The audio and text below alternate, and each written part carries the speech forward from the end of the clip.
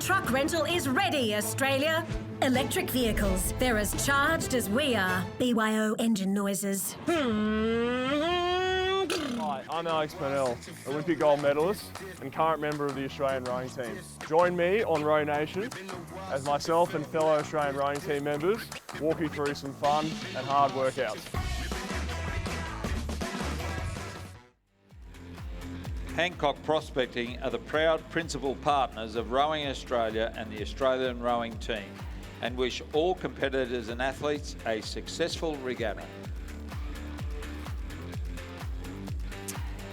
Rowing Australia's National Integrity Framework has been adopted to mitigate integrity threats to rowing in Australia in relation to member protection, child safeguarding, competition manipulation and improper drug use. Rowing Australia is committed to ensuring a safe, fair and trustworthy environment for all participants at all levels and disciplines of rowing.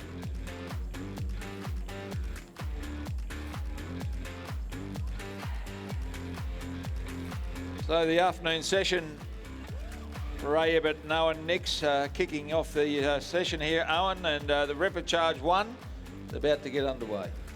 That's right, and top two going through to the semi-finals from this. And the field that we have Radford College in lane number 1, and they are underway. Alongside Radford College is Buckingham Canberra in lane number 2. St Patrick's Townsville and Genesis Christian College are in lane number 3. Commercial Rowing Club in 4, Melbourne Girls Grammar School in 5, Loreto Ballarat in 6, Walford Anglican College from South Australia in lane 7, and Gippsland Grammar from Sale in Eastern Victoria is in lane number 8. And a big entry, Owen, in this event. Yeah, that's right. So obviously having a large field in this repechage, of which there are, in fact, 5 of them to see crews to progress through to the semi-finals. So a whopping entry in this under-17 women's coxed quad scull. Walford Anglican at 170.42, so there's at least 42 crews in it. And we're starting to make their way up to around about 350 metres covered in this one.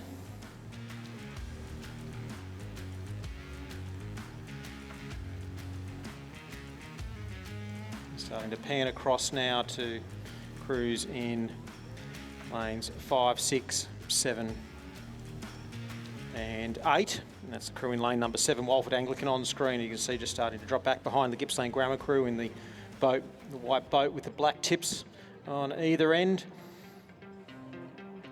The crews now making their way up towards the 500 metre mark. Commercial Rowing Club doing very well out of lane number 4. They've had a good regatta with their under-17s. They've always been there or thereabouts in getting crews to qualify through into latter stages of their events, and well placed here. Wow, that's close as they go through the 500 metre mark. Yeah, so just the Walford Anglican crew just having lost contact. Well, there's a bit of a bad stroke there, I think, in the crew from Melbourne Girls Grammar, was it? I think it might have been, yes. And as they got just through that 500 metre mark, and we'll see how much that's impaired them as they continue to press on down the course. But a good race going through here with Walford, the only ones that seemingly have lost touch.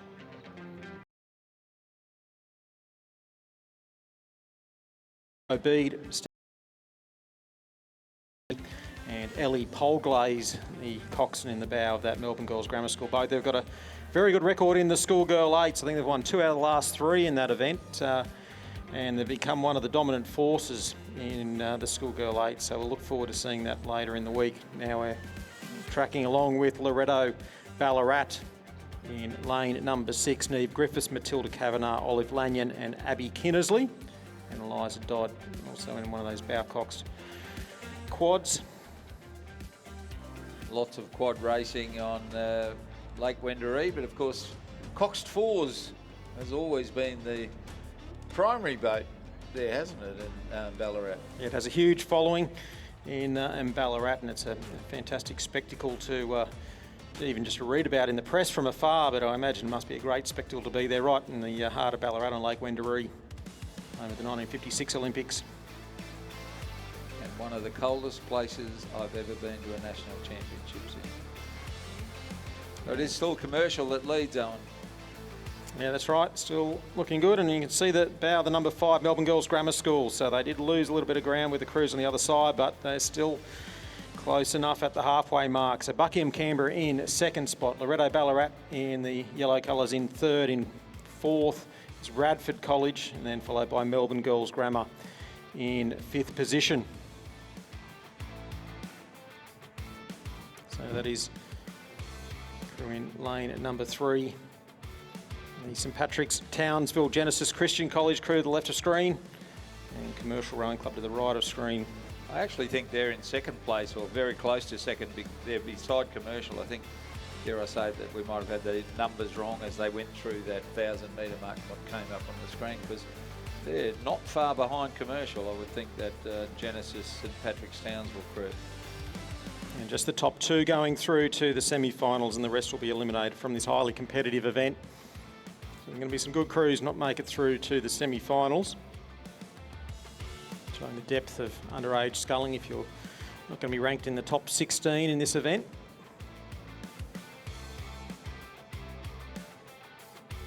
That's the Buckingham Composite crew further over. So yeah, I think this Genesis St Patrick's Composite crew is certainly up there and in contention as they come to the 1,500 metre mark.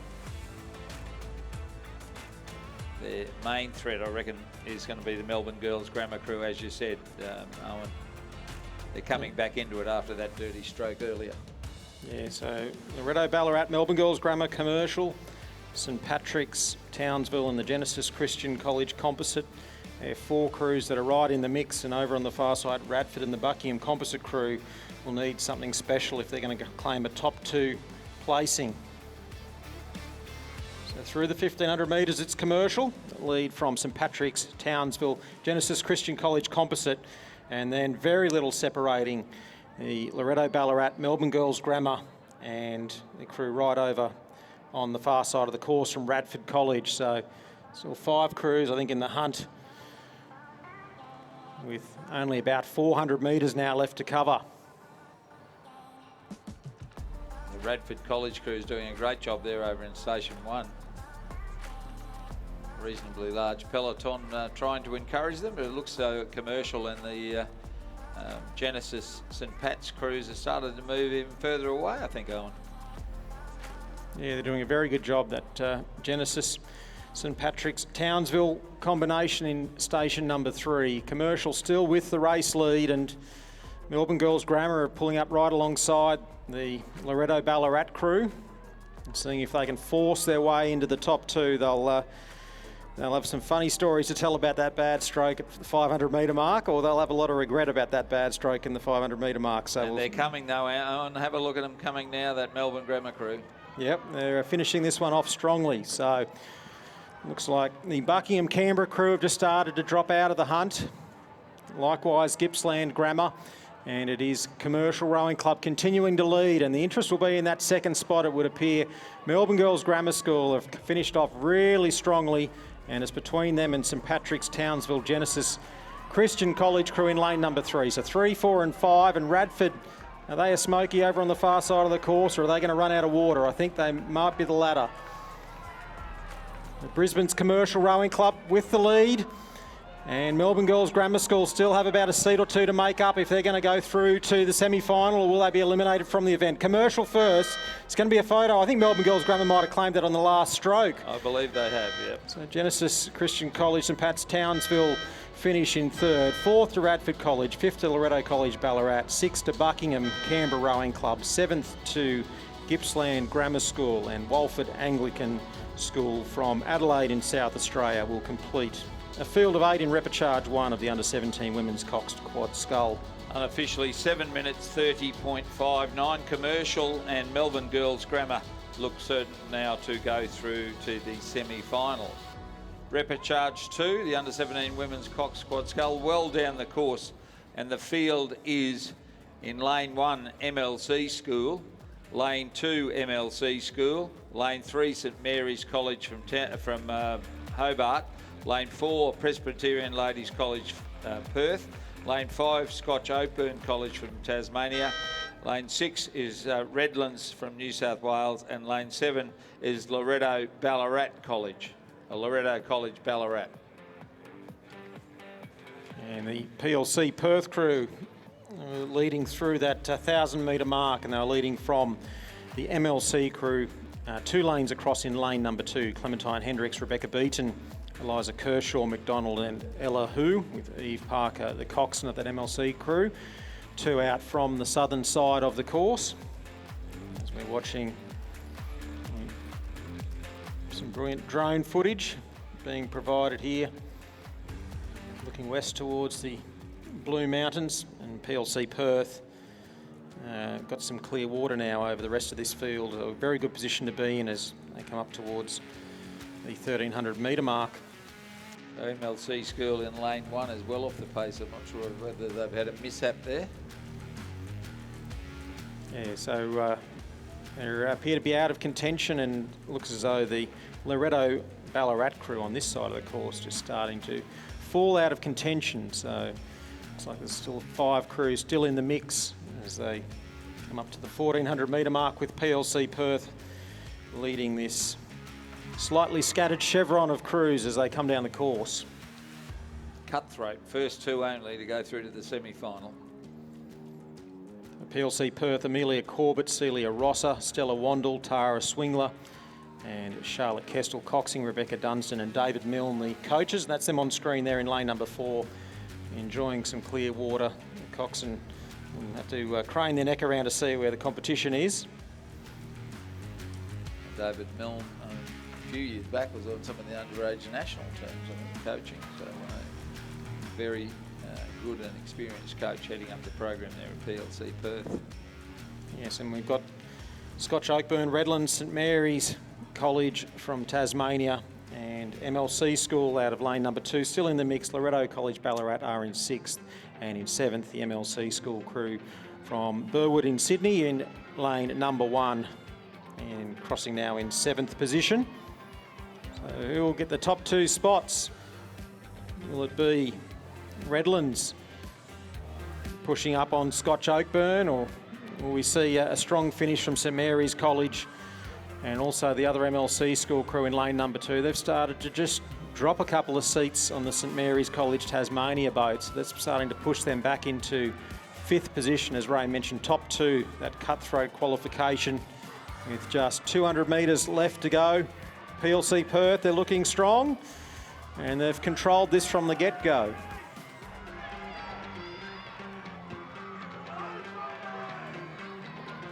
So MLC have a fair bit of work to do if they're going to claim a top 2 spot here. Scotch Oakburn and Redlands fighting it out. Scotch Oakburn have responded to the Redlands push at them, and St Mary's College Tasmania seeing if they've got to mount a sprint for the finish. I think Brendan Long, Olympian from 2008, might be the head coach at Scotch Oakburn these days. Yeah, he's left the Tasmanian Institute of Sport earlier in the year. Big Diesel, as he was known, a great Australian representative. So PLC Perth coming up towards the line, still clear water, and they will take out the Repechage and go through to the semi-finals. And the Tasmanian Scotch Oakburn, 2nd spot. 3rd will go to Redlands, 4th to St Mary's College Tasmania, 5th to MLC School out of lane number 2. Loreto College Ballarat will be 6th, and MLC School out of lane number 1 will finish in 7th. So 7:32, the unofficial time for PLC Perth in taking out Repechage 2. And the margin's 4.46 by 1.99. And the 3rd Repechage is on the course and approaching 500 metres. In lane 1 is Scotch Oakburn from Tasmania. Lane 2, Newcastle Grammar. Lane 3, Pembroke School and Seymour College Composite from Adelaide. Lane 4 is Sydney Leichhardt Ascombe School Composite. Lane 5 is Seymour College from South Australia. Lane 6, Loreto Kirribilli from Sydney. And lane 7 is Commercial St Patrick's College Townsville Composite. And you can see the overhead shot from the drone as it pans around almost to the inlet where the warm-up lake joins the competition lake. just over 900 metres covered, and it is the crew from Sydney Rowing Club, Leichhardt Rowing Club and Ascot.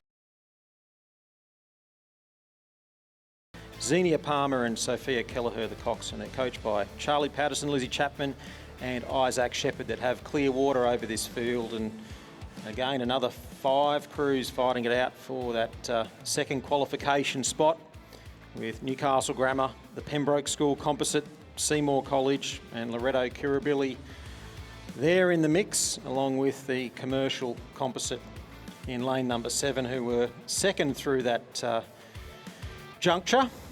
Scotch Oakburn are the only ones that have started to drop right back out of this one and out of contention. So we have seemingly 6 crews here in the hunt for just those 2 qualification spots, with the Sydney Leichhardt Ascom composite crew in the yellow boat well clear.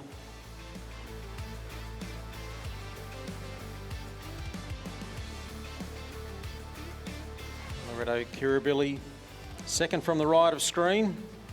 It's dropped about a length down in that as they come up towards the 1250 metre mark. A very good race going on between Newcastle Grammar, the Pembroke School Seymour College crew and the Commercial St Patrick's Townsville crew, and Seymour trying to get in on that battle as well. So Loreto Kirribilli trying to respond. They're easy to spot with those bright yellow blades, second from the grandstand side of the course. It's a very big lead that this composite crew has, it, Owen. Yeah, so it's a great position to be in, coming up towards the 1500 metre mark. Well clear. You can see just what a great battle it is, Ray, for that second spot to stay in the event and go through to the semi-finals. They're down to just 30 strokes to the minute already. They're doing it very nicely indeed, the leading boat. Yes, that's them on screen, passing through the 1500 metre mark. Sydney Composite leading from the Commercial St Patrick's Townsville boat. You'll start to see come into view, and starting to challenge them now is the crew from Newcastle Grammar School. That's Heidi McKenzie, Kensington Steele, Roxana Brown and Annabelle McKenzie. Michael Thomas, the cox. I imagine Brad Smith is the coach of them. He is in charge of the Newcastle Grammar School program, been there a few years now. Almost a 12-second lead at the 1500 metre mark, so that is impressive indeed. It's a fantastic footage of almost the view that that composite crew has over the rest of the field, being able to look back and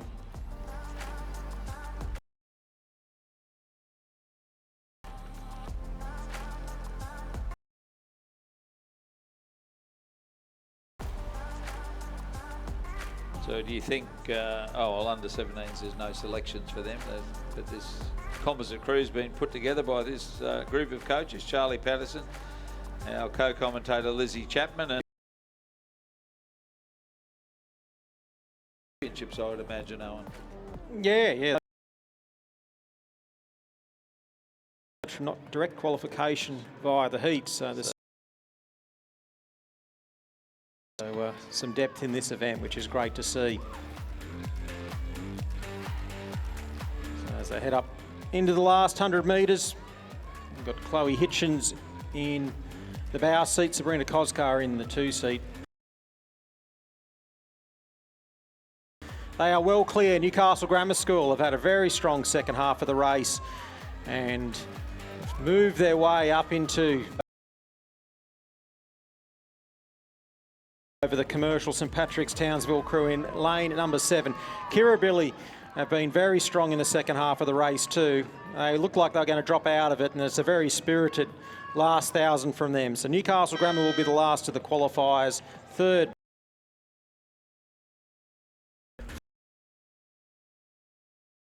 and the Pembroke will be 6th, and then a gap back to Scotch Oakburn in 7th place. And the winning time, 7 minutes 24.88. The margin 13.40 and 3.09. And repechage number 4 is well down the course, approaching the 1,000 metre mark. we have in lane 1, Unley High, lane 2, Walford Anglican, lane 3, Mersey, lane 4, Canberra Girls Grammar, lane 5, Queenwood, lane 6, Mossman, and lane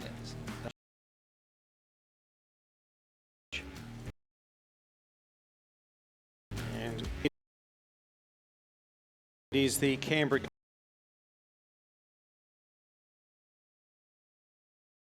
Spiller, Mia White and Charlie Durkin.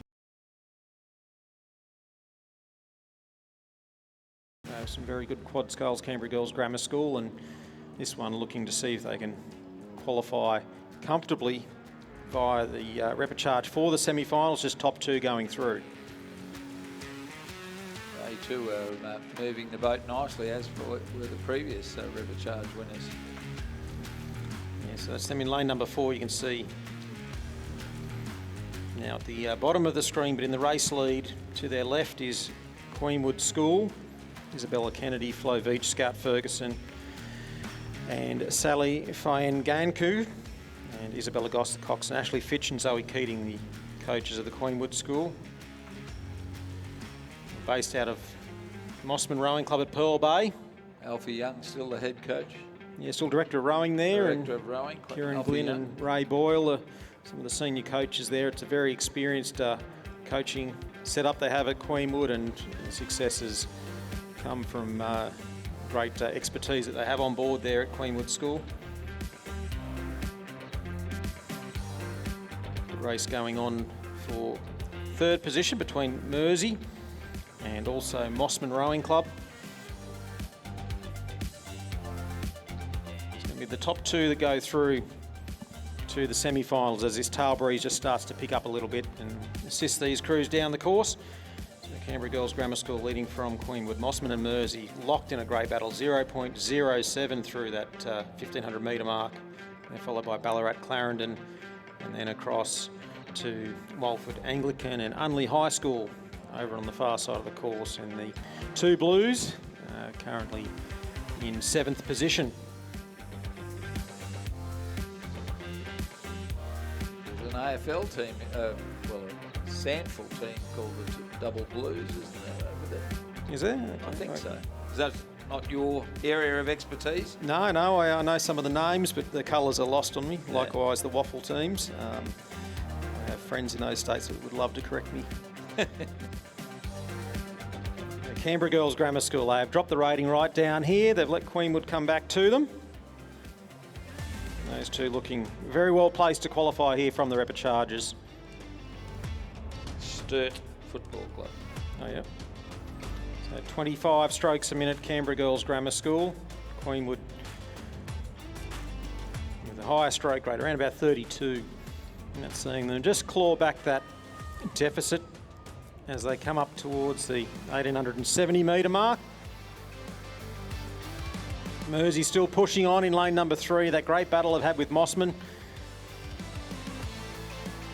Getting the upper hand over Mossman in the closing stages. It's fantastic to see Mersey with these strong big boats.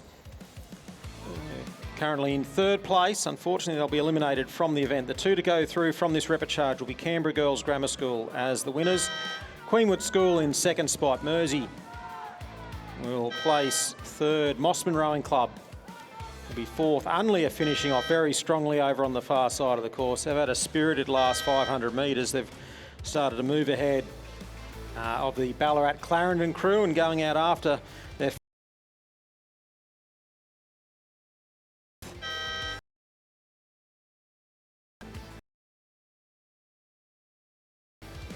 the winning time 7 minutes 24.03. The margin's 4.46 by 4.37.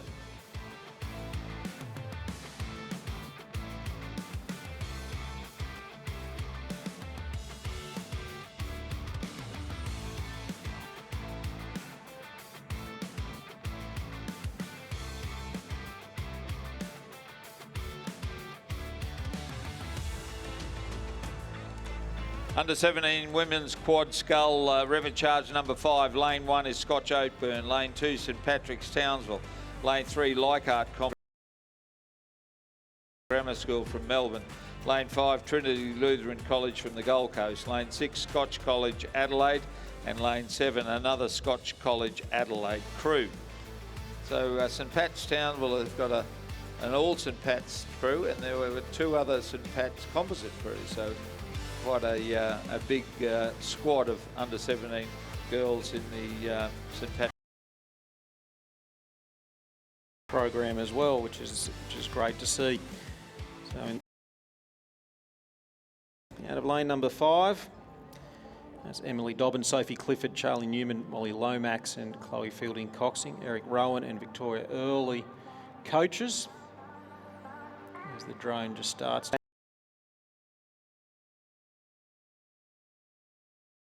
Grammar School from Melbourne, Victoria in 2nd position, and a good race going on for 3rd. St Patrick's Townsville and the Leichhardt Nepean composite. Still only about a length or so down on the Furbank Grammar crew for that all-important 2nd spot and a chance to stay in this event and go through to the semis.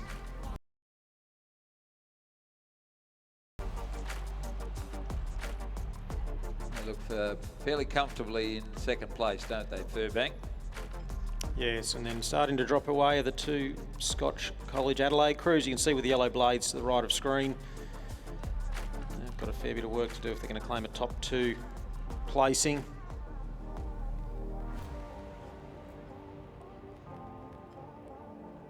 Lucy Kittle and Andre Pistanek coaching the 2 Scotch College Adelaide crews. I think Andre Pistanek might have been at Trinity Lutheran College before he went to Adelaide, actually. Coach there with the leading crew.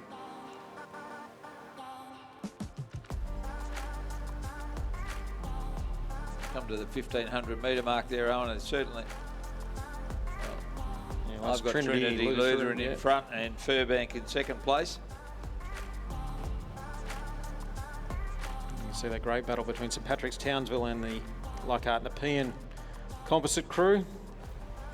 They have a bit of a gap now, 6.84 seconds to make up to claim a top 2 spot, and that's pretty hard to do when you've got conditions pushing you down the course faster, less time to do it in, and a bigger boat, which means it'll cover that course even faster. So quite a strong tail breeze now, Owen. Yeah, so very nice conditions to be rowing in, still not super rough, but certainly assisting.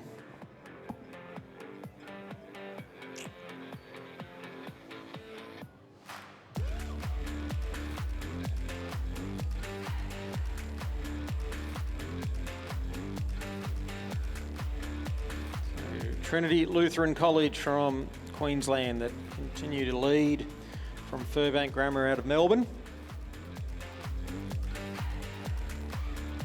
And that race for 3rd, Leichhardt Nepean, just pushed ahead of the St Patrick's Townsville crew ever so slightly. They've picked up about 3 seats or so. Yep.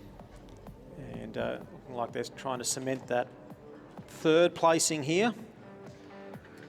The Scotch Oakburn crew on the far side of the course just starting to struggle a little there, and Scotch College in Adelaide have looked like they may have passed them over here, the crew in lane 6.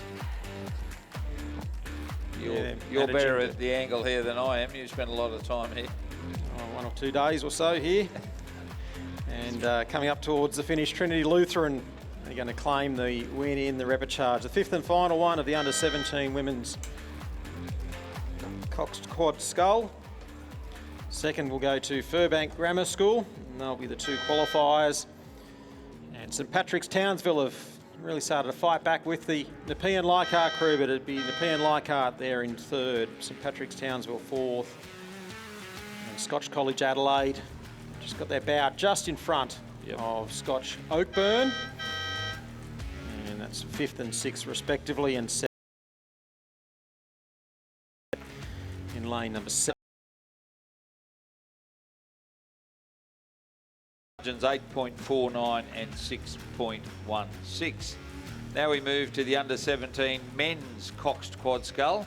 Repechage number 1, first 2 only to go through. In lane 2, Hunter Valley Grammar. Lane 3, Prince Alfred College from South Australia.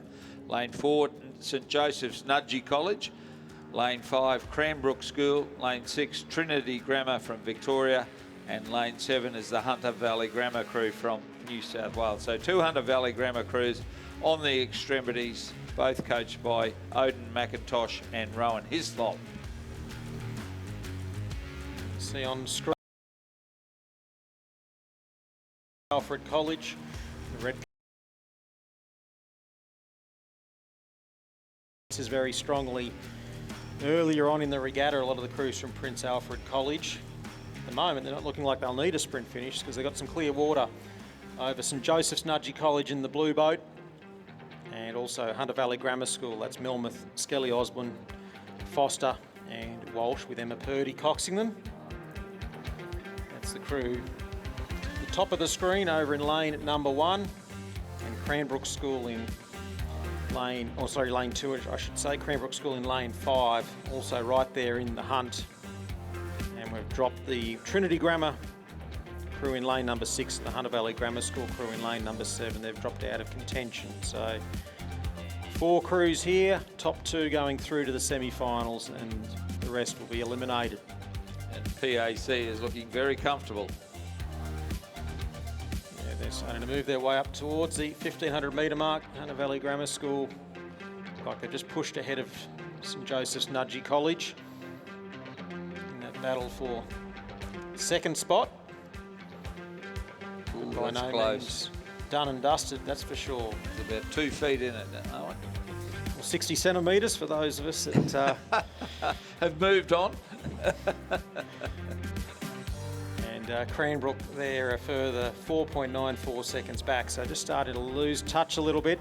We'll see if Cranbrook have got a big sprint finish in them and come back into contention.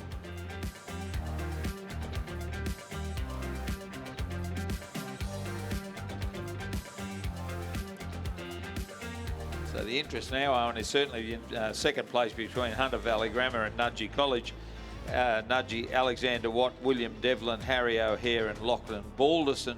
Orlando Reid, the coxswain of that crew. So they're trying to overtake once more the Hunter Valley Grammar crew, because Nudgee College were in front of them at least for the first 750 metres or so. Yeah, so Hunter Valley Grammar School gone up to about 37 strokes a minute. Nudgee there on about 34. And Cranbrook have just started to drop back into 4th position. 5th is the Hunter Valley Grammar School crew in lane 7, and then Trinity Grammar are in 6th and final place. So Prince Alfred College still with clear water, and that great race going on. Hunter Valley Grammar School have lifted the rating right up. Nudgee still looking just that little bit more controlled at a lower rating, but they might need to get a few more strokes in if they're going to qualify. Yeah, I think they're in trouble. Hunter Valley Grammar School in 2nd. Prince Alfred College will take out Repechage, number 1 of the under-17 men's Cox Quad Scull. Hunter Valley Grammar School still around about 3 seats up, and that'll be enough to see them home. They take out 2nd spot. St Joseph's Nudgee College place 3rd. Cranbrook School 4th. And then the 2nd of the Hunter Valley Grammar School crews just had a few dud strokes there, and the 3-man dropping out for a little bit, but they've got things going once more, and they'll finish in 5th ahead of Trinity Grammar in 6th position. Winning time 6 minutes 43.15, and the margin's 4.75 by 0.71. So Prince Alfred College and Hunter Valley Grammar go through to the semi-finals. The remaining crew underway. Same progression, the first 2 to go through to the semi-final, the remaining crews to be eliminated. And in lane 2, it's Scotch College of Adelaide. Lane 3, Nepean Ryan Catholic College from Townsville and Leichhardt. Lane 4 is Radford College from the ACT.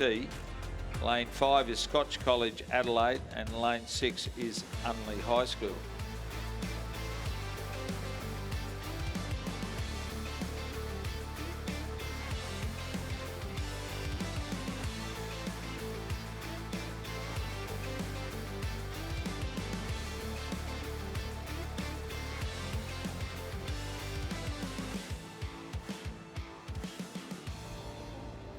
The Scotch College of Adelaide leading here in the 500 metre mark, 136.1. Ahead of Radford College, then follows Nepean Composite and Unley High. And just back off the pace there a bit further back is the second of the Scotch College Adelaide crews. The Scotch College, Blainson, Blau, Robinson, Kent Harvey, Thomas King, Jackson Sullivan, Tash Corbett, the coxswain, and Thomas Merrigan is the coach of that crew. Second place, Radford College, Oliver Herwig, Lincoln Uren, Charlie Knight, Benjamin Beswick, Jackson Thew, the coxswain, Stuart Sampson, and Gordon Marks are the coaches of the crew in second place. Nepean Composite, Peter Simkovich, Ezekiel Pratt, Liam Mackay of Ryan Catholic College, and Nicholas Walsh of Nepean, Lachlan Haar, the coxswain, the coaches Isaac Shepherd, Daniel Waddell, and Erin McGuffey.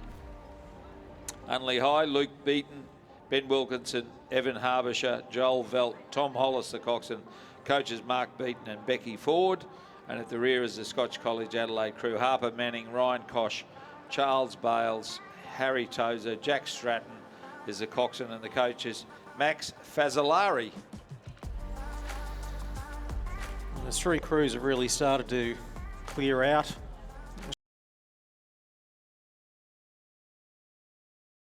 College Adelaide, you can see they're in lane number 5. Jason Ryan Catholic College Leichhardt Composite in lane number 3. So that looks like where the three qualifiers will come from. That Nepean Composite crew has Ezekiel Pratt in there, and we've seen his great finishes in the small boats, and it's always, but they're still within striking distance. Unley High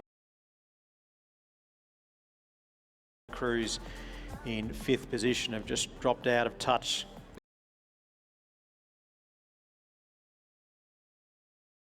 Two crews on the extremities, no match for the Nepean Composite, Radford College or Scotch College of Adelaide.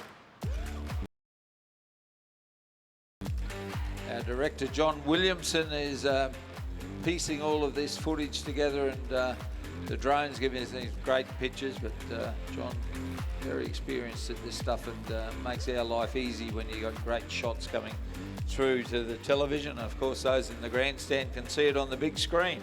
Just a reminder to everyone, tomorrow the road going to the start line will be closed. We will have a van with a camera in it following every race down, or every second race probably. So please be aware that the road will be closed tomorrow, and maybe get used to it today. Don't use it today. Yes, and we're seeing a really good push here coming from the Nepean Ryan Catholic College Leichhardt crew in lane number 3. They've drawn up on terms with Radford crew, so Scotch College are clear of this battle.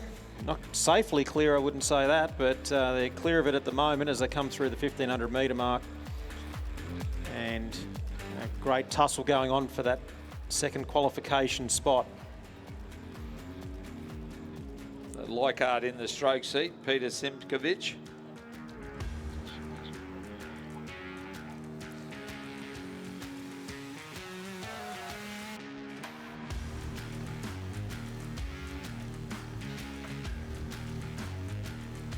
Nepean just 2 seconds behind Owen, and moved into that very important second place, and maybe Radford's run has come to an end. Yeah, so only around about 300 metres for this to still play out. So Scotch College in the yellow colours leading, and we've seen time and time again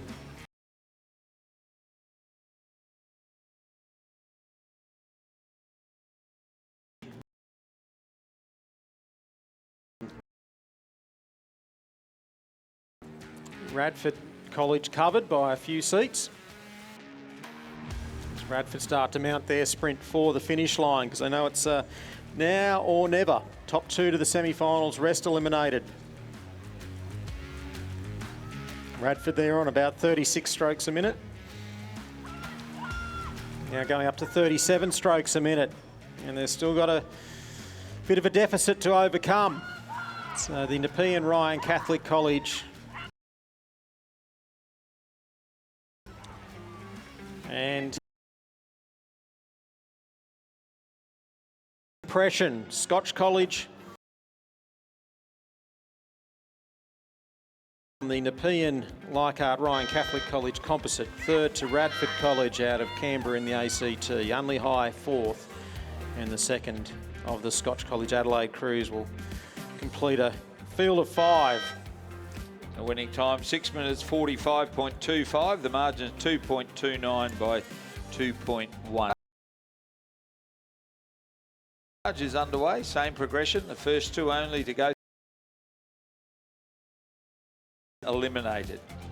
Lane 2 is Redlands from New South Wales. Lane 3, Wendouree Ballarat Rowing Club. Lane 4, Ballarat and Clarendon College. Lane 5, St. Kew in Victoria.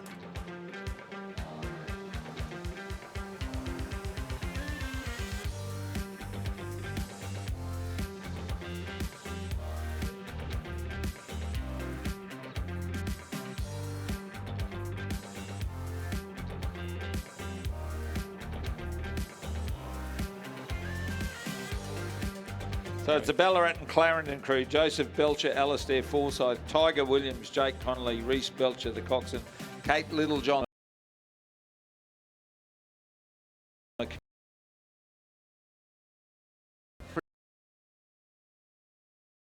Pretty comfortable at the moment over Wendouree Ballarat in third. Colo, Charlie Arnts, Flynn Sandland, Charlie Geddes, the coxswain, the coaches, Paul Blanchfield and Toby Anderson, Archer Kerr, Zachary Borness, Henry Dobson, Lillian Chen, coaches Alex Coney, Alec Price and James Petering, and at the rear is the Trinity Grammar crew, Charlie Harris, Matthew Talty, Spencer James, Patrick Board, Oscar Colleagues is the coxswain, coaches are Lachlan Goller and Jackson Harrison. So still Ballarat Clarendon College leading from St Joseph's Nudgee College, and they still have some clear water back to Wendouree Ballarat and Redlands. And Wendouree Ballarat just starting to push ahead now. Stolen about a third of a length on the Redlands crew in this last 250 metres that they've covered as the leading boats make their way up through the 1500 metre mark. Ballarat Clarendon first through.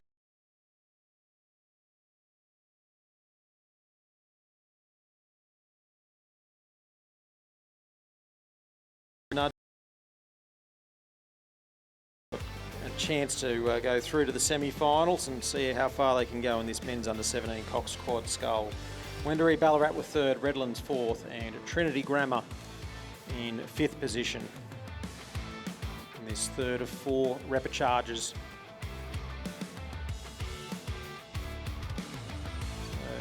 St Joseph's Nudgee College continuing to push on Ballarat Clarendon College, and it was a length with 500 metres to go in that subsequent 250 metres. They've brought it down about a third of a length, so still two-thirds of a length advantage to Ballarat Clarendon College in the red colours. Nudgee look as though they're trying to take this one out. Ballarat Clarendon College don't look like they want to relinquish it either, so still a good race going on for the race lead. Blue colours of St Joseph's Nudgee College.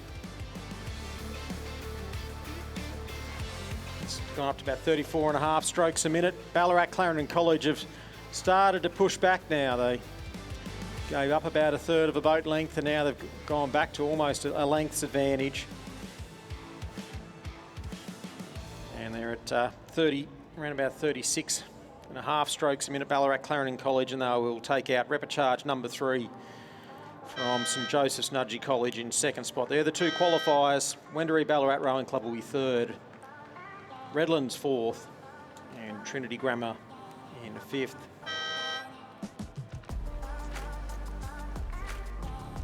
And the winning time there was 6:42.09, and the margin's 2.65 by 8.25, and that's the fastest of those 3 repecharges to date. Just the one more repecharge to come. Same progression, naturally enough. First 2 to go through to the semi-final, the remaining crews to be eliminated. Lane 2 is Cranbrook School from New South Wales. Lane 3 School from Tasmania. Lane 4 Brisbane Grammar School. Lane 5 St Augustine's College from New South Wales. And lane 6 is Rockhampton Grammar School, obviously from Rockhampton. In the middle again, Owen, Brisbane Grammar, I'd suggest, may have their bow in front. That's right, and a good race going on between Rockhampton Grammar and St Augustine's for that second spot. And then in fourth position we have Cranbrook, who are engrossed in a good battle with Christian Brothers from Adelaide and South Australia, who are in a composite with the Hutchins School. So some races within the one race. The important one is the top two positions. Brisbane Grammar with the race lead. They're by no means safe though. St Augustine's and Rockhampton Grammar right there with them. Just over only about a length and a third, separating first from third. Rockhampton Grammar, Jackson Taylor, Henry Lau, Lachlan Yench, Ryan Hendry, Oliver Whaling Kane as the coxswain and the coaches. Kim Brown, who heads up, and the evergreen Rob Fay. Only a day or two ago, and he's the new hip and all the other new parts. He's walking around like a 2-year-old, as young Rob. They're under a bit of pressure from St Augustine's. Rory Parker, Lachlan Schofield, Matthew Jarita, Hamish Wise, Henry Goldsworthy, coaches Björn Ungermack and Judith Ungermack. Brisbane Grammar, not sure it says Oliver Kerr, whether that should be Oliver Kent, but Oliver Kerr, Lachlan Kerr, Ashton Hammer, Hudson Slater, Phoenix O'Keefe is the coxswain, Amelia Connolly is the coach. Christian Brothers Composite, James Stubbs of the Hutchins. Christian Brothers Smith, the coxswain.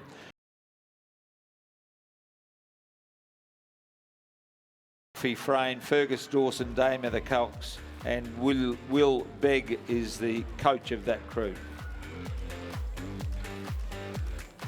So it's the two crews from Queensland currently in the qualification spots as they come up towards 1750 metres. Brisbane Grammar School in the race lead, Rockhampton Grammar in second spot. The school from Manly and Sydney just starting to lose a little bit of touch with Rockhampton Grammar School and may appear destined to be in third. So the metres are rolling on by. There hasn't been a big sprint finish to come from the men in green. They've got too much. All the way win coming up for Brisbane Grammar School. And Rockhampton Grammar holding down second place. The white undershirts on there. Rockhampton will host the Queensland Schools Championship regatta in September of this year. Brisbane Grammar coming up towards the line. They'll claim the repechage win, and Rockhampton Grammar will hold on. St Augustine's push back on them, but they will be placing third. And this great battle that's gone on, Christian Brothers, Hutchins composite with Cranbrook, they have been fighting all the way down the course, lead changing between them often. I think Cranbrook may just hold on. Will they? A stroke yeah, I think Cranbrook, I think just on the line. I agree, yeah. And Christian Brothers College and the Hutchins School place fifth. And the margin 3.88 by 1.04. Now we have the under-19 women's quadruple scull repechage 1. The first 4 go through to the final. The remainder are eliminated. In lane 1, Brisbane and GPS Toowong Bundaberg Composite. Lane 2, Trinity Lutheran College from the Gold Coast. Lane 3, Buckingham Tasmania University Composite. Lane 4, Brisbane and GPS Griffith University Surfers Paradise Composite. Lane 5, Gippsland Grammar Mercantile Composite. Lane 6, Sydney Yarra Yarra Composite. Lane 7, University of Queensland Ascombe School.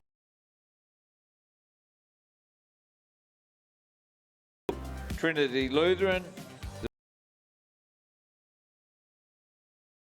And all club crew on this side of the course, but the rest are all composite crews. And we're without two of them in lane number one, the Brisbane and GPS Toowong Bundaberg crew not having started. Likewise, the Brisbane and GPS Griffith University Surfers Paradise crew out of lane number 4. Just the top 4 going through to the final. Rest will be eliminated from the event. Vacant. And lane 2, Trinity Lutheran leads Gippsland Grammar, albeit narrowly, through the 1,000 metre mark. And the top 4 have really started to make themselves clear. And Askham Composite crew and Fremantle having a good battle, but it doesn't look like it'll be one for a qualification spot. There's 10 seconds between the last of the qualification spots and then 5th position. Looks like a former national team boat they're rowing, that Sydney Composite crew, University of Queensland Composite crew, I should say. Yeah. Bourguignon and Lily Lunny, the coaches of that crew in lane number 7. As we're watching the Trinity Lutheran College crew. Rowing a boat called the Eugene Aronson, who wasn't it? It was at Southport School, a very, very good rower that made Australian underage teams. And he wasn't the biggest of guys, but he's certainly a good technician and tough little rooster, that's for sure. Yeah. That's right, and that's normally a comment only reserved for Amy James. But Amy's got married and had a baby. Very good news. She was coaching here at Loretto Normanhurst at one point. Okay. So the leading boat here, Mercantile Gippsland Grammar.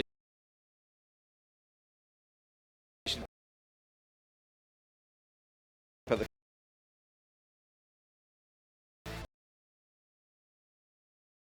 Tavaski, coached by Nick Barr.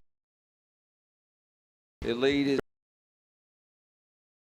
through there, is very close indeed. Bill Clifford, Eric Rowan coaching that crew. Buckingham Tasmanian University, Olivia Walter, Maddie Higgins, Matilda Cocker, Poppy Kennett, coached by Peter Volker, Abby Crow and Sean Finlayson. And then follows Sydney Yarra Yarra. They're the 4 crews that will go through. Constantina Cavasas from Yarra Yarra, Olivia Kelly, Eva Eels and Amelia Orchard.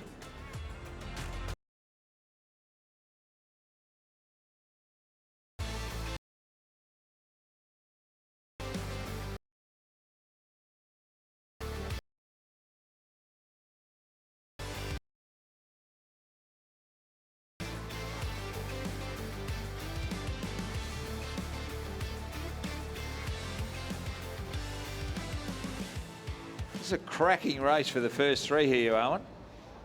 Yeah, so Mercantile Gippsland Grammar School and the Buckingham Tasmania University Boat Club crew having a good time.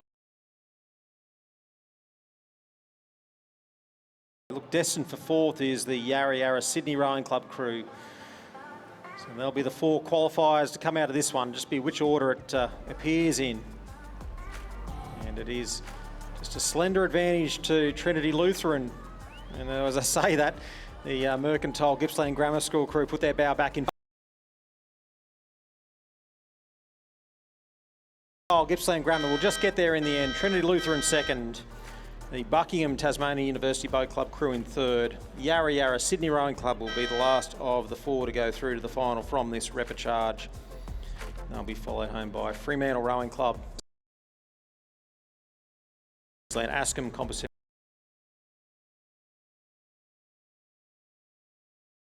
0.91 by 0.74. Repechage 1 of the under-19 men's quadruple scull is on the course. And through the 500 metre mark heading to the 1,000, the field is in lane 2, the Southport School. In lane 3, Ignatius Park College, Fremantle, Western Australian Rowing Club, Leichhardt Composite. Lane 4, Gippsland Grammar. Lane 5, Oxford Rowing Club from the northern end of the Gold Coast. Lane 6, Newcastle Grammar, and Lane 7, Rockhampton. And it's Gippsland Reynolds coaches Henry McLeod and Helena Singleton. Newcastle Grammar also faring very strongly. Lucas Burton, Edward Baker, Mitchell Chung, Ronan Brown. And then over to the Southport School on the far side of the course. John Oneto, any relation to Christian Oneto? Son of. At the Southport, I think he's the head of boarding at the Southport School, Christian Oneto, and John is his son, yes. And he's joined by Hunter Douglas, Matthew Coleman, Samuel Butler, and Elizabeth Housel, the coach of that crew. Elizabeth Scott, as she was previously known prior to marriage, and has been a long-time member of the New South Wales Queen's Cup crew for quite a number of years. They won the year 11-8 up at the head of the river. Year 11 first 8, Year 11 second 8, 7 Muhlenberg coached the Year 11 first 8 that won. Open first, open seconds, Year 11 first, Year 11 seconds. They didn't win the third of either, but won the overall point score for the day as well. They're under pressure there, that Southport School crew now, from the crews over on this side. Rockhampton Fitzroy are still in the mix there, as is the Oxenford crew. The only crew off the pace is the Ignatius Park Composite crew, I'd suggest. Dylan Lee of Leichhardt, Thomas Bypass of Western Australian Rowing Club, Kit Mueller of Fremantle, and Thomas Bartels of Ignatius Park College, coached by Harrison Parks, Rod Dick and Isaac Shepherd. Well, Rod Dick wouldn't be coaching that now. There must have been a Bundaberg sculler in there at some stage. Yeah, so with the top four to progress through, we'll see whether the Oxenford crew in the yellow boat with the yellow lane 5 bow number on them are able to try and reel in Rockhampton Fitzroy. At the moment.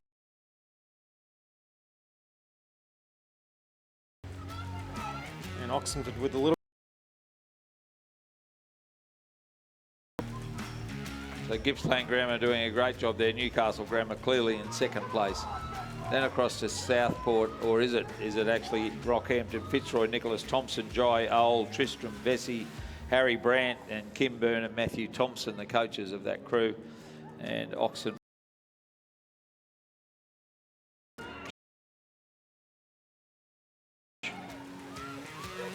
So no doubt about the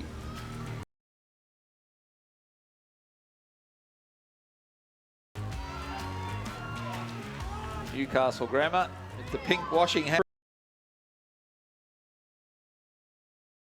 Cruising along there, not sort of too worried about jacking the rating up and fighting for the race win. They're having a good solid row here, take a lot of confidence into the semi-finals. Newcastle Grammar placing second. Rockhampton Fitzroy will claim third, and the Southport School will be the last of the crews from this repechage to go through to the semi-finals. Oxenford will be fifth, and the Ignatius Park, Fremantle West Australian Rowing Club and Leichhardt Composite to place sixth. The winning time is 6 minutes 32.92 and the margin 3.34 by 3.46. Now we have an H race. Owen.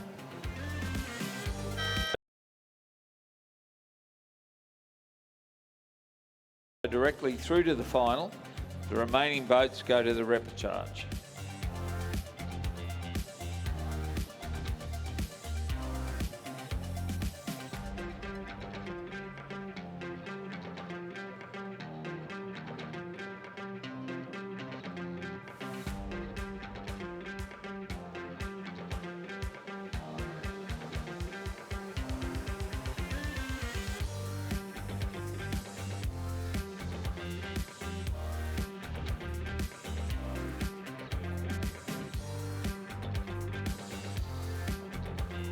So that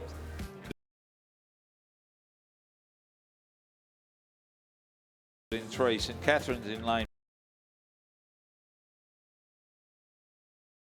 Is it in lane 6? 7. Then there are a new presented here a lot of different clubs within Cruise. And it was Seymour College that led through the first 500 metres, and we're now starting. They've assumed the race lead, and they'll be first through the 1,000-metre mark from Seymour College, and then followed by the Queenwood School Sydney composite crew. I think it's pretty much an all Queenwood School crew, with the exception of Grace Bennett and Eva Thompson. And they're currently in third position, followed by University of Queensland, St Catherine's, Melbourne, followed by the Commercial Composite and the Pembroke School Composite crew in 7th position. So 3:14, that's pretty quick going through the halfway mark for an under-19 women's Cox State. We've seen the St Catherine's crew go 6:41 here in benign conditions earlier on in the season, and going 3:14 through the halfway mark. It's a very, very polished crew, coached by Jared Watson and Richard Coakley, and they do very, very well when they're thrown under pressure, and they do very, very well as a front runner. So it's a fantastic St Catherine's crew over on the far side of the course. Last year, and then went to Henry. Madeline Swain, I think Chelsea Baker, were out of that 8 last year. Might be 1 or 2 others, and yeah, it's a very, very strong program they have at St Catherine's, which Richard Coakley has built up. It was I think program Gerrit Towie started off, and he was of course part of that Irish win the men's 8 in the Tokyo Olympic Games. Yeah. I don't think they have an 8. Yeah.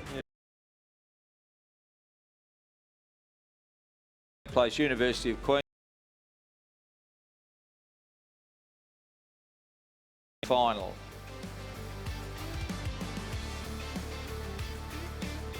University of Queensland crew, Pia, that's a pet. Bishop, Nell Murphy, Lucy McFarlane, Astra Thomas, Ava Mulholland, Annabelle, Rosie Dodd, the Coxon coaches, Phil Bourguignon and Lily Lunny. Some of those girls have done a few laps so far in this contest, but it is the 2 St Catherine's, New South Wales St Catherine's in station 1 in the lead, and as it was, as you were, Seymour College on this side, who are in 2nd place. Yeah, St Catherine's over on the far side, dropped it down. I clocked them at 28 just a little while ago, and they are cruising over there. They might have had a race too many last year. They were 2nd in the Schoolgirl 8 over in Western Australia, and wisely trying to conserve a bit of energy here for the later rounds of the under-19 women's 8 and also the Schoolgirl 8. So they and Seymour College are certain to go through from what we can see, Owen. Yeah, so those Schoolgirl 8s, a time of 6 minutes 40 used to be regarded as a very, very quick time. I think the fastest we've ever seen on this course is 6:36. And Seymour College on this side of the course are pushing it right towards the line, and they won't be too far off it either. Yeah. Seymour College will take it out from St Catherine's over in lane number 1.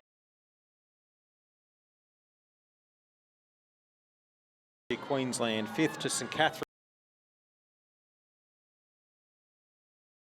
by Commercial, ECU, Griffith Uni Service Paradise, and then the Pembroke Composite in lane number 6. That will be now the 7 crews end up with Seymour and St Catherine's as the 2 qualifiers. And as predicted by Nostradamus Nix, the winning time 6 minutes 36.57 and the margin 2.51 by 3.19.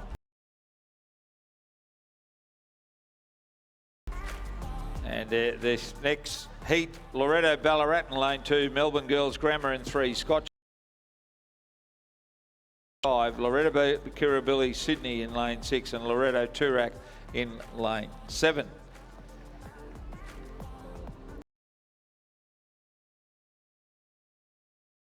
And it's again the V shape, and we've got the lanes 4 and 5 very prominent. Scotch Oakburn College from the north of Tasmania, Amelia Corrigan, Grace Briggs, Harriet Bingley, Eliza Orton, Lucy Dennis, May Wayne, Molly Gray, Bridie Findlay, Harriet Lynch, the coxswain, and the coaches Hugh Baird and Greta Brown. Hugh Baird. Hugh Baird, I'm back here just in time to mention Hugh Baird's name, former director of rowing at Churchy Race. So we're getting the Where you school used count to up. coach. I may have been there once a few years ago, but great to see Hugh Baird back involved with a rowing program. This time at Launceston Grammar School in northern Tasmania. No, Scotch Oakburn. Sorry, Scotch Open, I should say, yes. Just down the road from Launceston Grammar Yeah, School. that's right. So there's a lot. Same city. I've had reason, as you know, to spend a bit of time in Launceston recently. There's a lot going on there as far as rowing's concerned. So it's a really busy place with a couple of decent schools and also the North Esk. The North Rowing Esk Club. shed is It's fantastic. A great coffee shop above. I've had many early morning coffees. Got great water views. Cold in the middle of the year, definitely cold, but a wonderful place to spend some time, Launceston. And Daniel Ralph is coaching the Unley High crew that's currently in second place. Scarlett Shanks, Isabel Petrie, Claire Emerson, Emma Luscombe, Felicity Cox, Tamara Bates, Eleanor Nettlefold, Georgie Twelftree and Misha Van Warmelo is the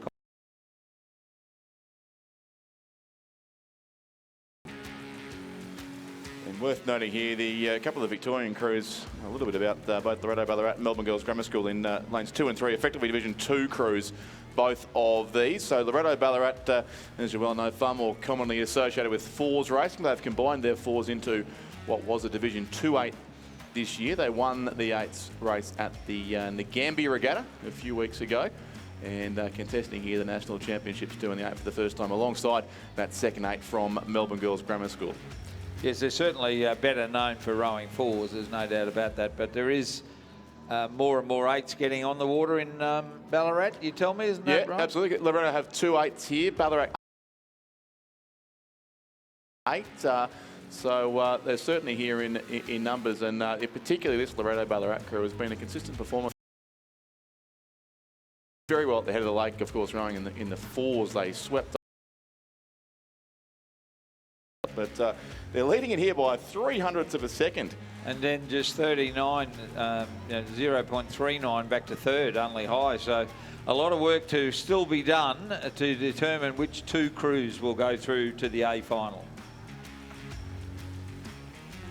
Yes, indeed, but all the action happening on that the left-hand side of the screen there as a drone joined in from behind these boats. So across on the southern side of the course, but Loretto Ballarat and Scotch Oak both in the yellowish colours there, lanes 2 and 4, and Unley High right alongside them. Only 2 of them will go through directly, and the rest will have to race a repechage tomorrow.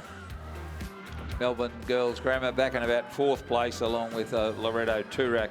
As you were, the Loretto Kirribilli crew was at the rear of the field there.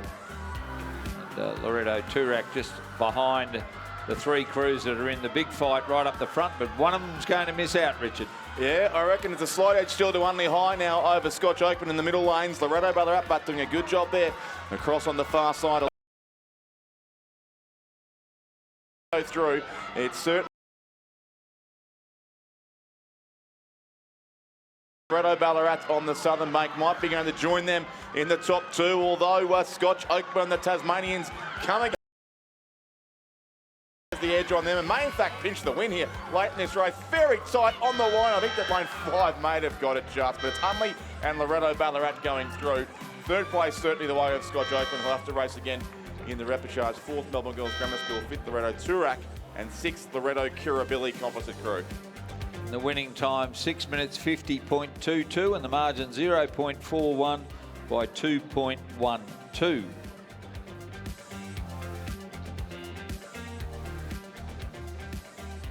And under 19 men and underway. In lane 2 is St. That's different to what I have. Lane 2 I have St. Joseph's. I'll have to check on that because 6, yeah, definitely 6 boats on the course there. So I think there has been a redraw possibly here after some scratching, but. Yes, I'm somewhat confused, ladies and gentlemen. Lane 2, Prince Alfred College. Lane 3, St. Peter's College. And then, yeah, there was...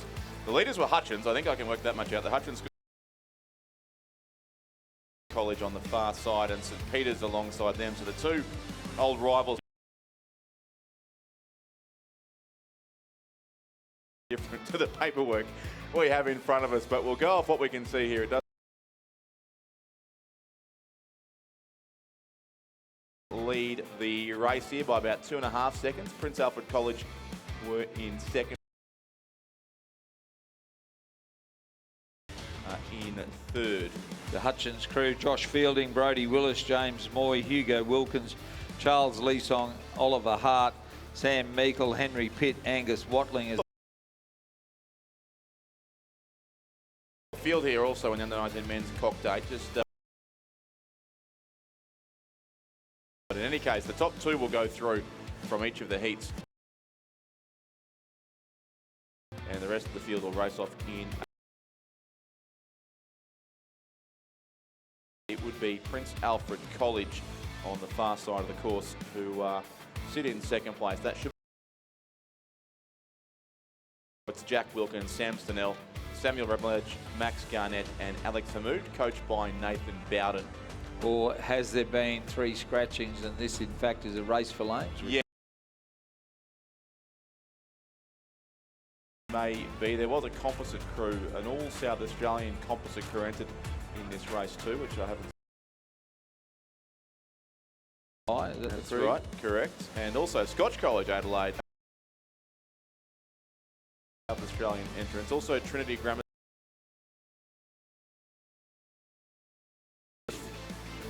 Prince Alfred Pembroke. Another South Australian combination. I must say, as we had our commentators meeting in the Reunion Marquee late yesterday, watching the crews, and particularly the South Australians, are out there on the water training hard, so I reckon they fancy their chances in Paul.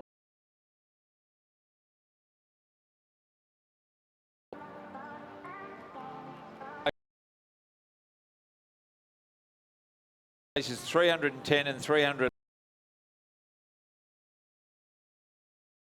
Redraw for that, unfortunately. Yes, so they'll all race the final. So that's been 3 scratchings, it appears, from the field. It's now in the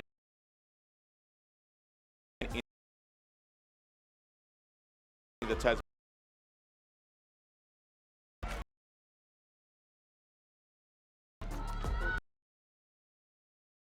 Again.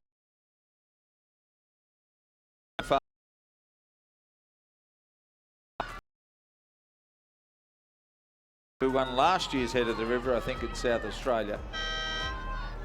Then over on the only high composite crew, I think, in the MPAC, and Scotch Adelaide in the yellow colours. Yeah. College third, Norwood International Composite fourth, Scotch College Adelaide fifth, 1 to come. And the winning... Another composite crew. Prince Alfred Pembroke, it is the 6th place crew there as well. So it's Hutchins first, Prince Alfred College second, St Peter's College third, Norwood International in lane 8 were 4th, 5th is Scotch College of Adelaide, and 6th Prince Alfred. 57.57, the margin 7.70.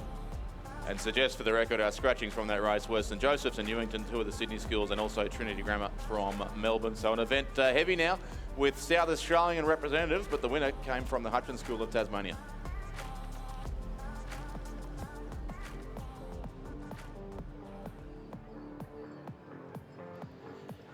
Bolle is an official partner of Rowing Australia and the sports eyewear provider of the Pathways team, and they are here on site at Cirque.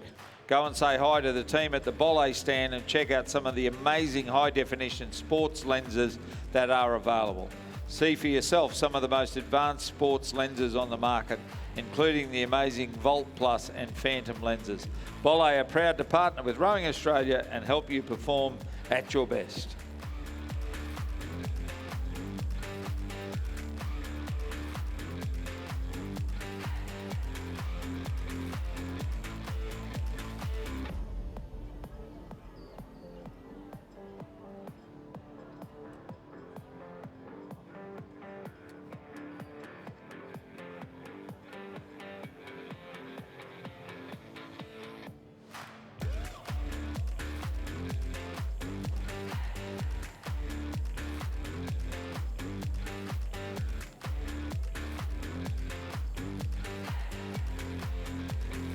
Enjoy a lineup of great eateries, cultural treasures at museums and galleries, and extreme thrills like skydiving, whitewater rafting and wakeboarding in Penrith. This is all located within an hour's drive from Sydney at the foot of the Blue Mountains on the spectacular Nepean River.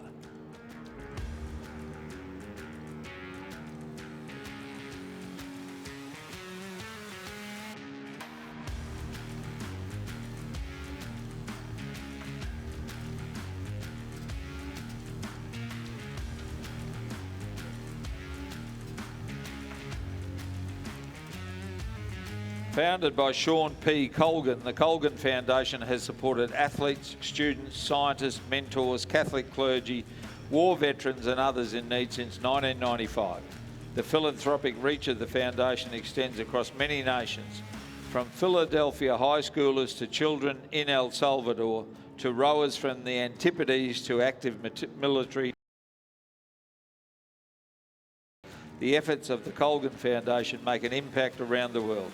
Rowing Australia is pleased to be a partner with the Colgan Foundation in developing our national 8-oared cruise for 2028.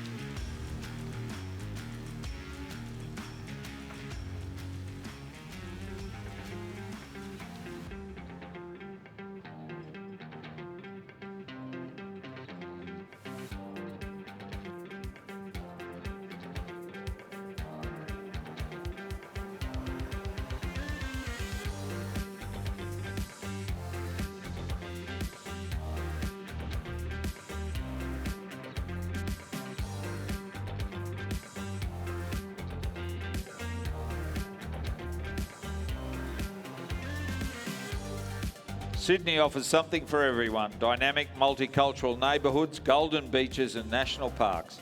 Exciting and innovative dining and retail, continually evolving arts and cultural offerings, and an action-packed calendar of world-class events.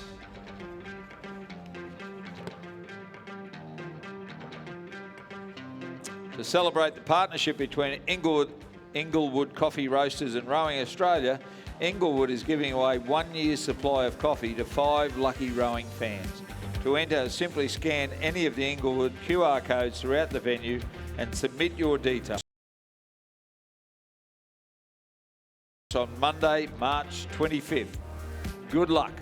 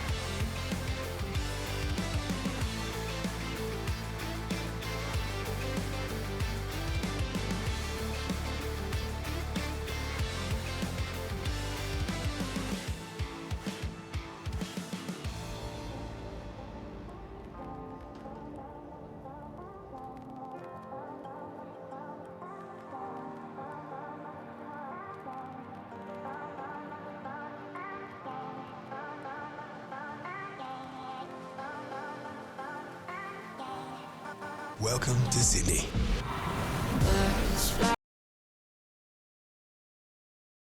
Downbeat.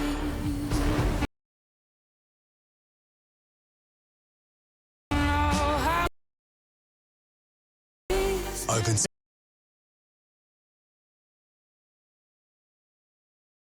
Open all night. Come feel it all.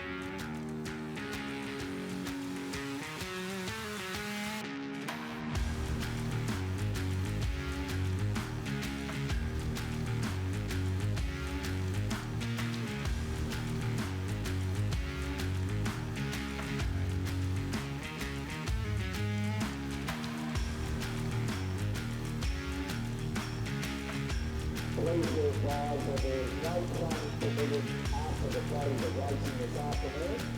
It will be dark by the time we get out of here. It is so no train permitted this afternoon on this lake. Or the train run.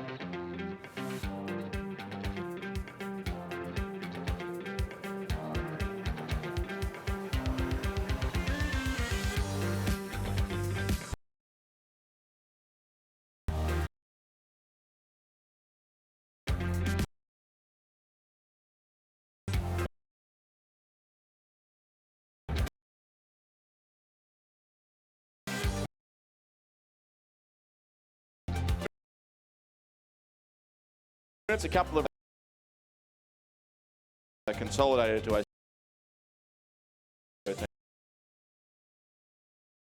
skulls. Will be on Saturday. Australian Open Schools Championship, Ray, the opening heat of the schoolgirls single scull. And in lane 1, Tina Kafasis. Grammar, Alice McCready. Lane 5, Shenton College from Western Australia, Mackenzie. And lane 8 is Scott in Tasmania, May Wayne.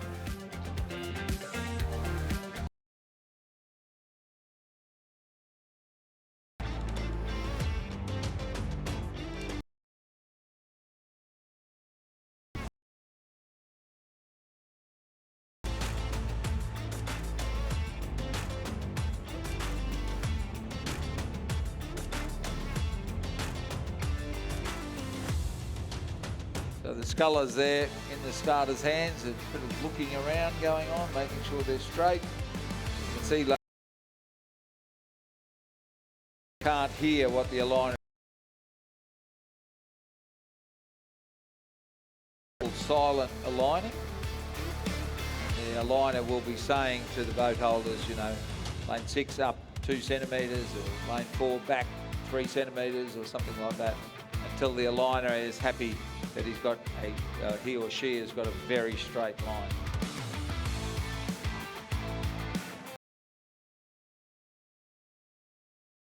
First only to go through to the semi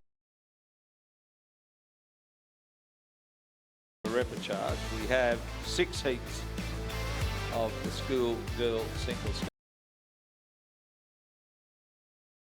By David Orchard, done a couple of laps of the regatta course already. Amelia Moore of All Hallows in station 4.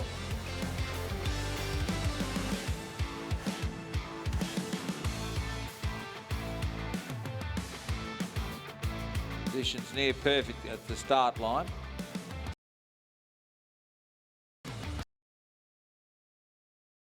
And yeah, it's just a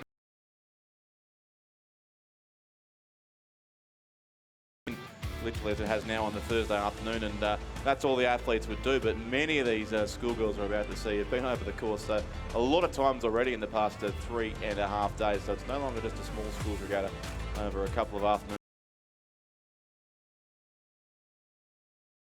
In many cases, quite experienced with the start.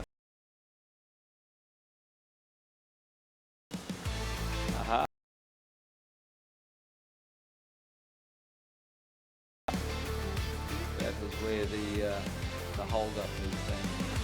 And she's straight onto the blocks and straightening her boat. Wintec Cobra boat, you can see there, boat beside it. It's called the Leo Minor. And all scullers now, all 7. Possibly, yeah. Party to the start. I'll have to have words with him later on. Cubed and Greta Brown, coaches of May Wayne there from Scotch Oakburn College. That All Hallows rowing suit is different to your days in Brisbane, Richard. They've added a splash of pink, certainly, and the high-vis caps and colours are very popular, not just on the Brisbane River now, but right around the country. And yes, All Hallows do stand out now there in the centre, of course. That is Amelia Moore of the All Hallows School. And we just got a camera shot of the starter pressing the button to send them on their way. So that's great again from our director, John Williamson. Can't sing, but his name's John Williamson. He has a very soothing voice, but it must be said, we get him in our ears all day long. It helps to pass the time. So lane 3's got away well. Alice McCready, not surprisingly, of Newcastle Grammar. She's had a good regatta to date, and Newcastle Grammar's Jemima Mackenzie has also got away well. So the 2 Newcastle Grammar scullers have got out of the blocks rapidly indeed. And that's a good chance once again to thank Newcastle Grammar for the provision of the medal tray holders throughout this morning's presentations. I think that rotating amongst a few schools over the course of the 4 days of finals at this regatta. So she's taken off here to lane 3, Sculler, Newcastle Grammar. She's got a length and a half lead in 250 metres, Richard. Yeah, it's a powerful start indeed by the Sculler there from Newcastle Grammar. And interesting tactics, I suppose, in a field of such a big field here to win the heat. Obviously, it's important to skip the repechage. So she's chosen just to go out hard, get herself in front, and hope the rest of the field sort of lose contact with her. Well, and they are already. She got out of the blocks very, very swiftly indeed. Oh, well said. Way very rapidly indeed, and has opened up a nice margin in the first 300 metres or so.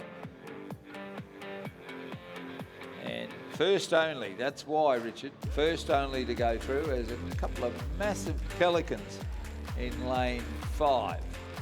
And this young Sculler's going to frighten the life out of them, I reckon.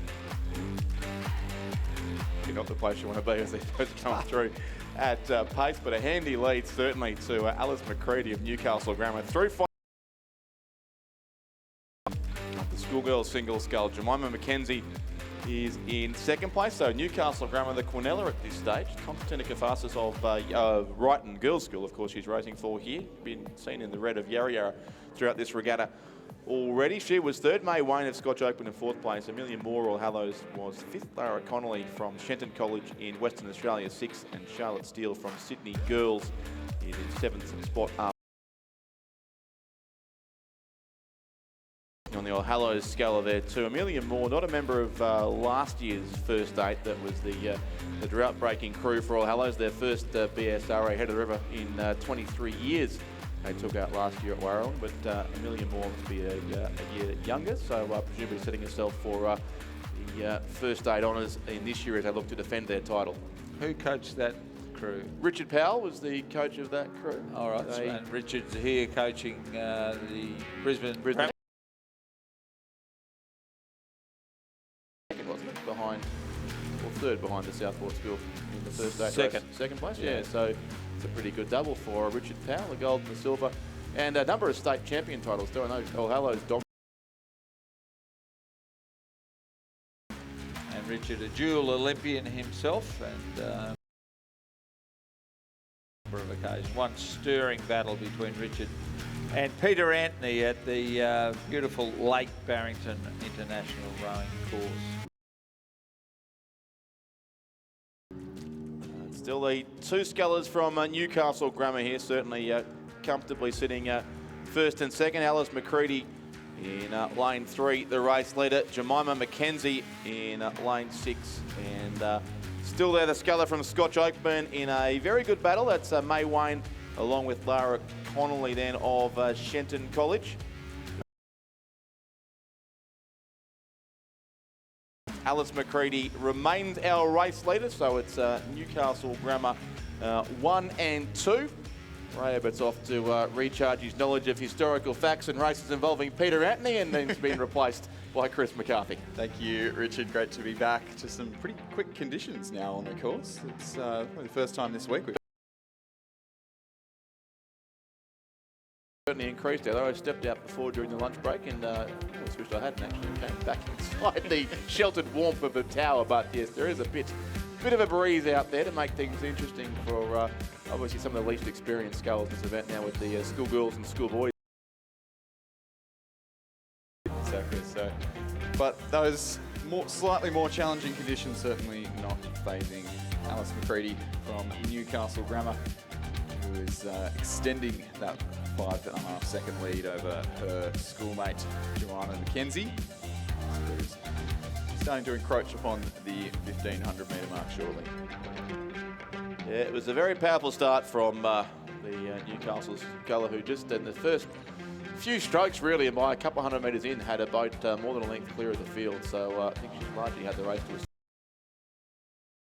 to her. It is a long old progression in the school. Like previous years, not everyone will make it through to a final, so a little bit more to play for the girls on the course here. Yeah, because there is two new events this year, so the schoolgirls and schoolboys double scull. is on the program for the first time. That'll be the next heats we see after the single scull races. So to make time for that event on Sunday's program, some of those lower finals in the single scull races are not being held this year, but still for the top 16 or so scullers, they will at least definitely get the chance to row a final on the last day of the regatta. All the more reason to stick around on the live stream all day on Sunday. Just a little bit more medal action on Sunday morning. Yep, no, a great day of racing, as we've discussed a couple of times today already, but a series of great finals. The school finals always bring plenty of crowds and action and intensity. The club finals too, the hard-fought race and the club doubles and the eights especially, of course, and then the interstate races coming up on Sunday afternoon, the final 10 races of this substantial regatta, which we're pretty much past the halfway mark of now, on late on Wednesday, or the middle of Wednesday afternoon. Race 314 this is, of about 560 overall, so we are certainly getting towards the business end of racing here in Sawyer. Our first medals and trophies handed out this morning too over the first few hours of the regatta today. There we go. So in total, although 314, 561st of the way through the regatta. How's your maths going with that one? my math says we've sailed through the halfway Says we're mark. past 50%. I'll allow that, exactly. And I reckon featuring certainly into the semi-finals of the schoolgirls single will be Alice McCready of Newcastle Grammar School, and possibly on from there too. This is a dominating performance really in this opening heat. She jumped out to the start early on and left the field in her wake, and with just one scull to qualify from each of these heats directly to the semis, then that's probably a very, very sensible race plan. All of those scullers will have to go via the repechage. Certainly benefit in finishing as close as they can for the scullers behind her. I can see the Wrighton sculler. She rode in a quad race only an hour or so. I believe so. I believe, if I'm correct, just missing out on the semi-final to a quick, or just missing out on the semi-final to a quick Unley Price. Yes, that's right. I was watching that race from downstairs. It's actually a fantastic race for second. So there were some good races there in those quads especially. But here comes Alice McCready. She'll win this first single scull heat for Newcastle Grammar School. Constantina Katharsis will move up into second place for Brighton Wheel School, linked ahead then of the second Newcastle sculler. Jemima McKenzie takes out third. Fourth, so in fact that's Shenton College Lara Connolly who's finished third. Fourth then to May Wayne of Scotch Oakburn. Newcastle Grammar's Jemima McKenzie just content to cruise home in fifth place. Sixth will go to the brightly coloured All Hallows sculler Amelia Moore, and seventh place Charlotte Steele from Sydney Girls. Of the schoolgirls, 8 time there, and 6.40 seconds between our top two scullers, and well and truly underway in heat. Progression heat number 2 and a full 7 crews once again. So Loretto Kirribilli in lane 1, that's Freya Bateman, coached by Amy Clay. Winona in lane 2, Georgina Stevenson, coached by Charlie Patterson. All Hallows, Gabrielle Ryan in lane 3, St Pat's Townsville in lane 4, that's Keely Adabar, coached by Harrison Parks.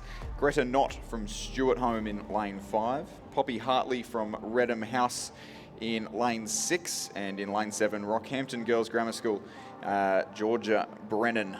And quite a few names in this race, or quite a few schools in this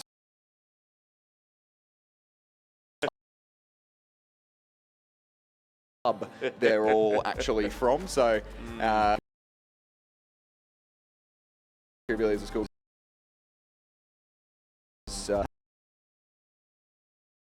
Haberfield. And I believe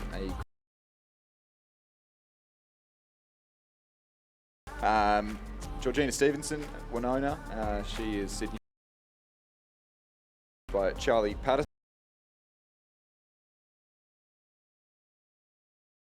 Nicholas Galea, and that's about where I think everyone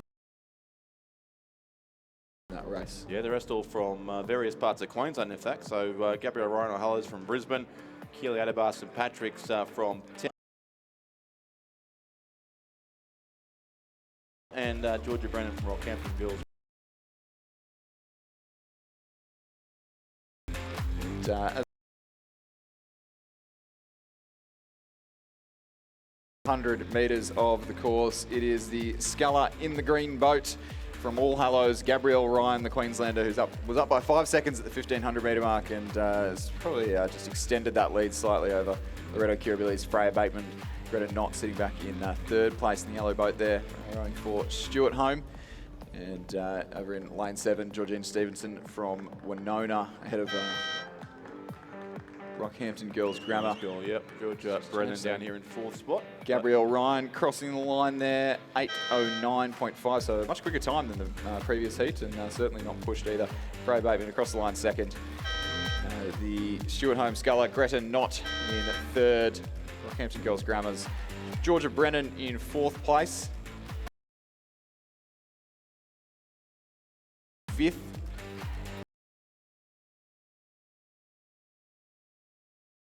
Sixth place.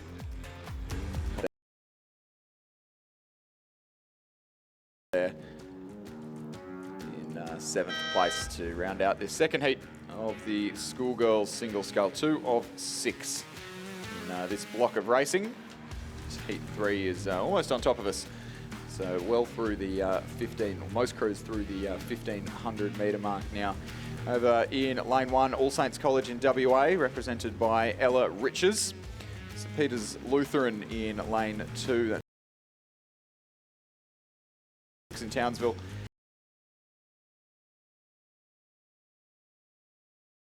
Lane 4, Radford College's Zara Turner. That's Bridget Grolton in school. 7. Couple scratchings from that one that I failed to notice.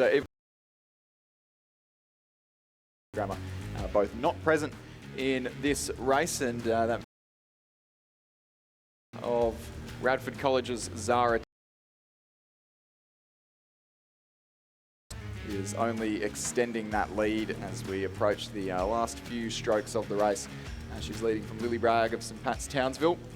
Lily Bragg, usually known in combination with Sarah Burke, those two rowers from Townsville in double sculls and pairs, and won a lot of races. Scull event, schoolgirls single scull for St Pat's of Townsville. I don't think Sarah Burke is entered in this event, but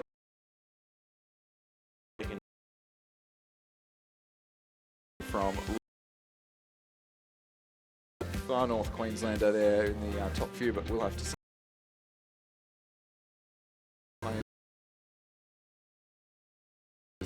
Ella Riches there in 5th, just the 5 crews contesting this heat. coming home at a pretty comfortable pace too is our race leader, Zara Turner from Radford College. Barely troubling the rating watch, in fact, as she comes through the last few strokes of this race, about 23 strokes per minute in the end. So don't think the time will be overly speedy, but the margin of victory is certainly substantial. And it is indeed Zara Turner from Radford College, coached by Maximilian Mayer and Megan Fritsch, the winner of Heat 3 of the Schoolgirls Single Scull. The sculler from St Patrick's Town, Lily Bragg there, coached by Harrison Parks in North Queensland. Third place, Rockhampton. And Matthew Thompson.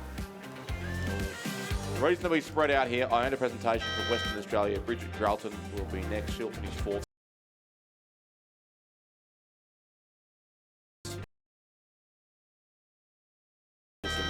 So obviously part of this. So you mentioned not a particularly speedy time, but 8:15 for a junior single sculler is not too shabby. I think that was about the winning time in the under-19 single this morning. Exactly, yes. Only in comparison to Gabrielle Ryan, in fact, in the previous heaters it's slow. She got 8:50, but I reckon it may well stand up at the end of these 6 heats as possibly the second fastest time still. So it is a decent performance from a sculler who is not really racing towards the line. Exactly, so one to watch out for into the latter stages of racing, that's for sure. The fourth heat coming at us now, and Sculla's about almost 2/3 of the way through the race as it stands. In lane 1 from Northern Beaches Secondary College, Maeve Maloney.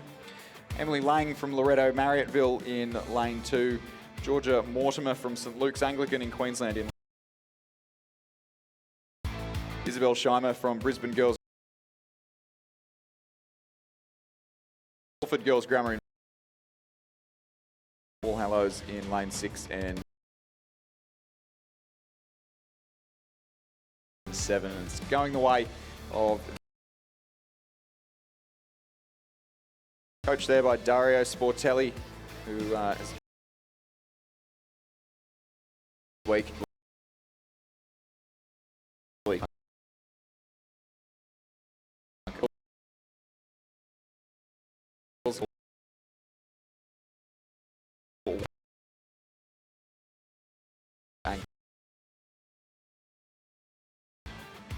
Sitting in 5th place currently, Isabel Scheimer from Brisbane Girls Grammar and Maeve Maloney from Winona rounding out this 4th heat.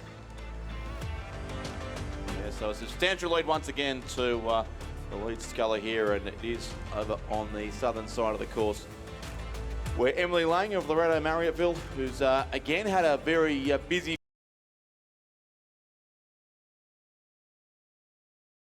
of this regatta, and now into the schoolgirls single scull. She's comfortably through 1500 in the lead of this race by over 9 seconds. So Georgia Mortimer, the sculler from Bundaberg, has moved up into 2nd place now, a narrow 2nd place ahead of Willa Dunbar and Danielle Watt. But it is Georgia Mortimer of St Luke's Anglican School from Bundaberg, who was 4th at halfway, now 2nd ahead of Willa Dunbar from Brisbane Girls Grammar School, who's dropped back 1 place, and Danielle Watt, another of the several All Hallows scullers, entered in this event, who would be in 4th position.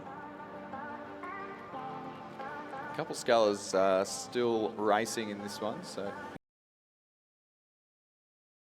4th, a little tussle for those positions, as well as scullers back in 5th and 6th place. Yeah, about 3 races within 1 here. Well, all but for the lead, really. It's a substantial lead to Emily Lang from Loretto Marriotteville. 2nd, 3rd and 4th, you could pretty much toss a coin. And also 5th and 6th between Isabel Scheimer and Octavia Thompson. But they're all going to have to go by the repechage, because the solitary qualifying spot through to the semi-finals, which will take place on Saturday's program, is almost certainly in the very safe hands of Emily Lang from Loretto College Marriotteville in Adelaide, one of 5 Loretto schools that are at this regatta. Yeah, and they did all get together for Loretto barbecue last night.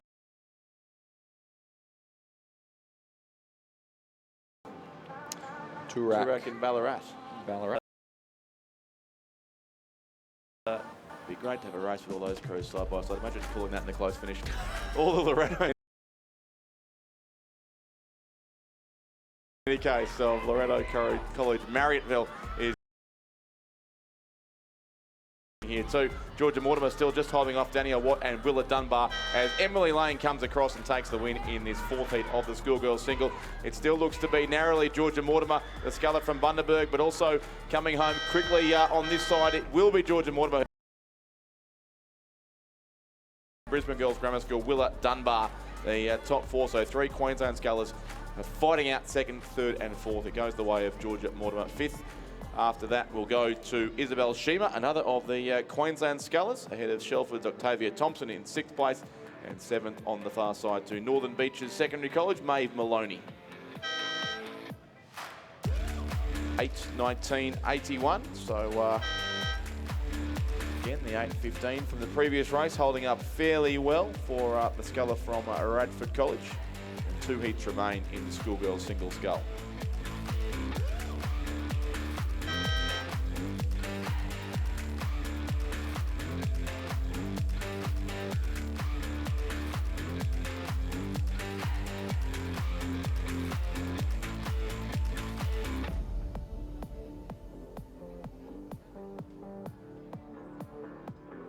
So heat 5, just approaching or just through the 1,000-metre mark there. Some fantastic shots from our drone. It's just What's that water level there? dive bombing the sculler in lane 3. That's Alice Joyce from Christian College Geelong, who is, as it stands, our comfortable race leader there in the Wintec with the pink pinstriping on the deck. Alice Joyce had a pretty good head of the Schoolgirls Regatta on her home course on the Barwon River last weekend, making it all the way through to the A final of the Schoolgirls Single Scull, where she finished in 4th place, so 4th in the field of 4 in the A final, just outside the medals, unfortunately, for the sculler from Christian College Geelong, but certainly every chance of doing a very good job here too at the National Championships as well. This is, I'm pretty sure, her first race off the regatta, so unlike some of the scullers she's racing against, it's not been warming up in multiple single, double and quad scull events over the previous 3 days, but after a big weekend in Geelong, I'm not at all surprised that's the approach she's taken as their coach, Tony.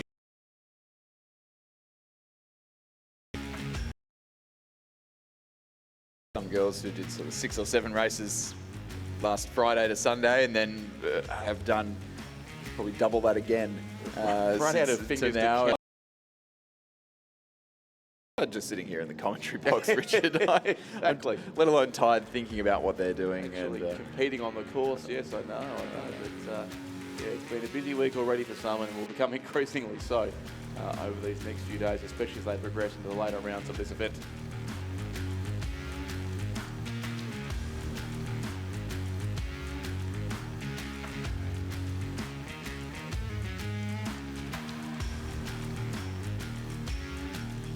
Through 1,500 now, our leader Alice Joyce very, very comfortably clear in this 5th heat of 6th in the Schoolgirls Single Scull. 6:14.12.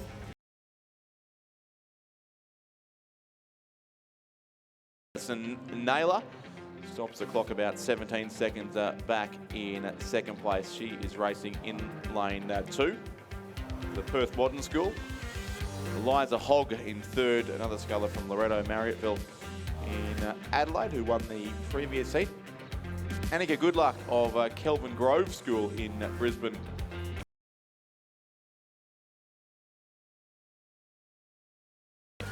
One sculler still to come through the 1,500 metre timing point. That would be Emmaus College from Bundaberg, Layla Struthers.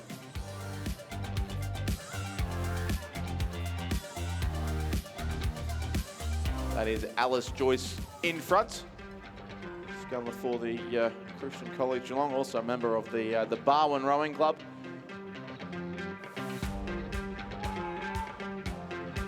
She's got a comfortable lead. So there's been some big winners so far in the heats of the Schoolgirls at Single Scull.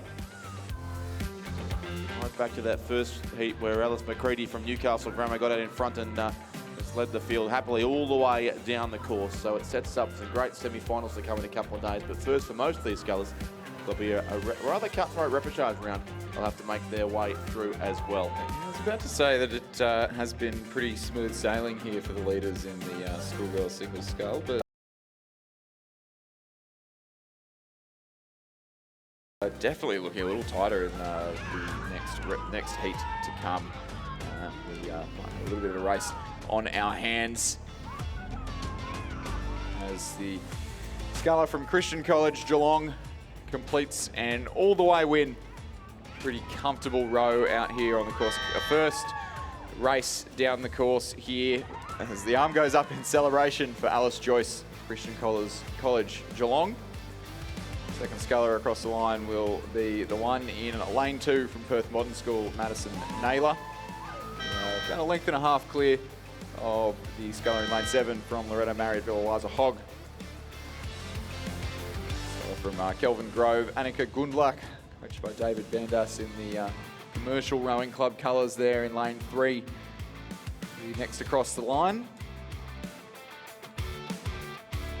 And some way back will be the sculler from Emmaus College, Layla Struthers, coached by Kim Byrne and Matthew Thompson there in lane 6. 8:26.67 unofficially, so the slowest of our 5 heats so far. To Alice Joyce, so no doubt there was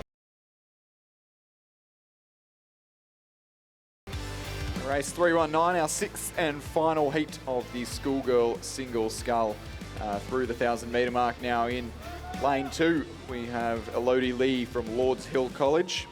Lane 3, Jada Critchlow from Shalom College. In lane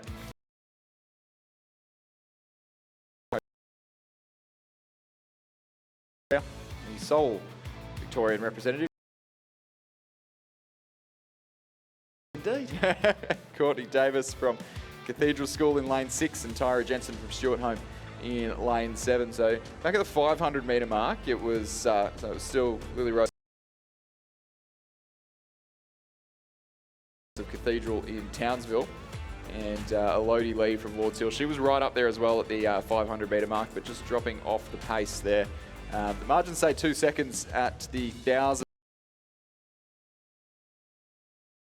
Queensland, Courtney Davis has just overcome that margin and taken Seymour College, who we can see right in the centre of the picture, just in front. Like this from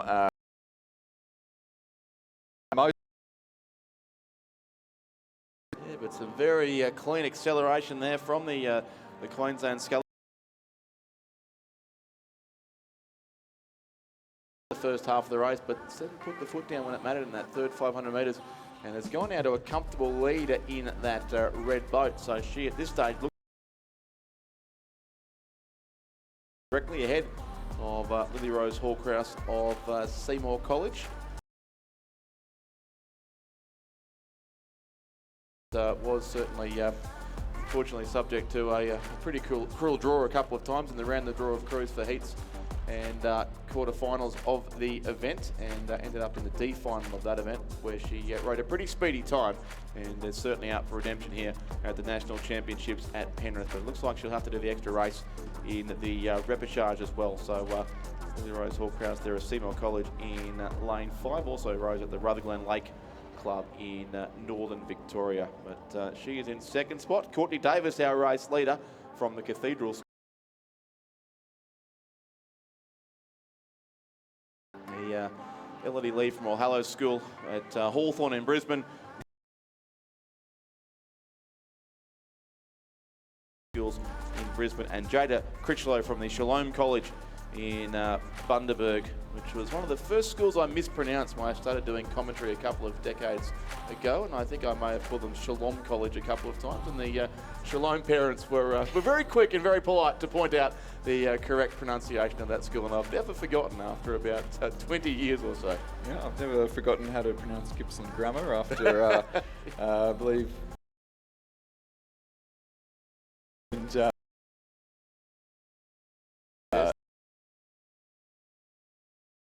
the correct pronunciation of their name and all that Governor Gibbs did.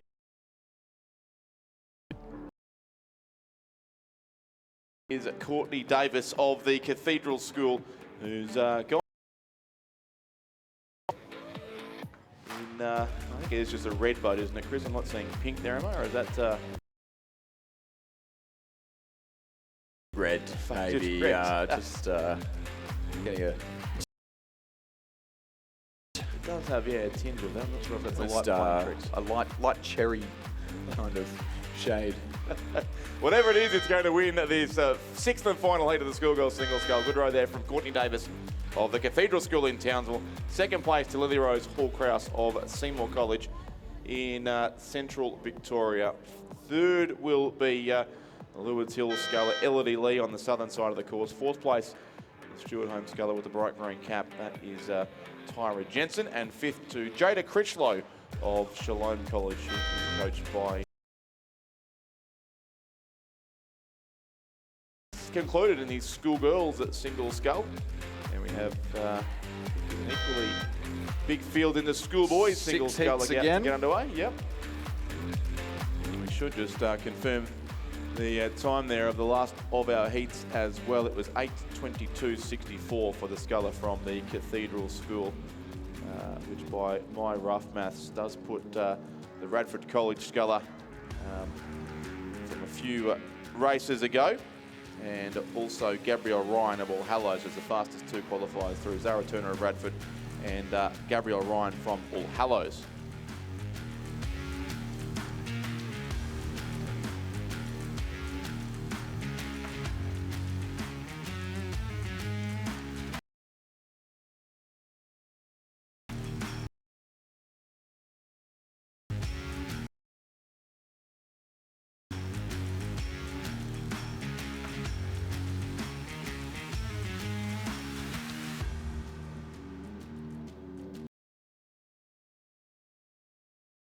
Our first of 6 heats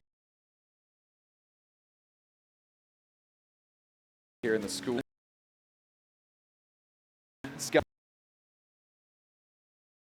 6 starting this one. So certainly in lane 1, we have Cameron Parker from Scotch Oakburn College in Tasmania. Caden Hatchett from Varsity College in Queensland in lane 2. Damascus College represented by Joachim Henderson in lane 3. Sydney Grammar School represented by Carter Clifton, coached by Robin Mackney down there in lane 4. And then in lane 5, Black Mountain Rowing Club, that's Oliver Manning, coached by Renee Domichens. Lake Tuggeranong College in the ACT, Ben Hayward representing them in lane 6. And in lane 7, Zachary Neal from Barker College. Might be missing our lane 4 sculler from Sydney Grammar School is the one we don't.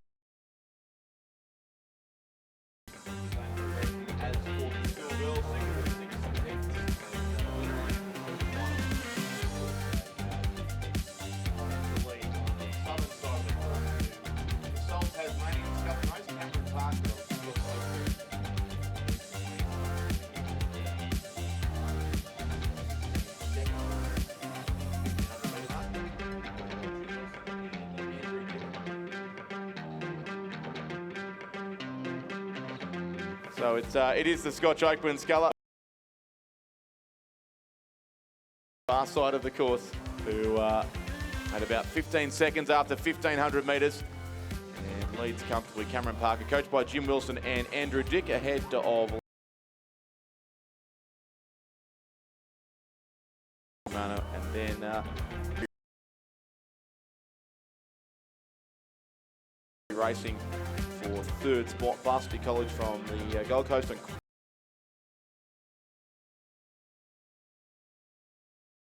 In this first of 6 heats of the schoolboys, a single scull is going to go the way of Cameron Parker from Scotch Oakburn College.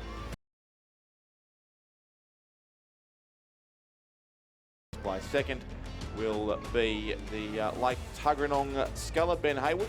Still a few strokes to go, and it looks like the Varsity College sculler from Queensland is just still ahead of Damascus College in the race for third and fourth.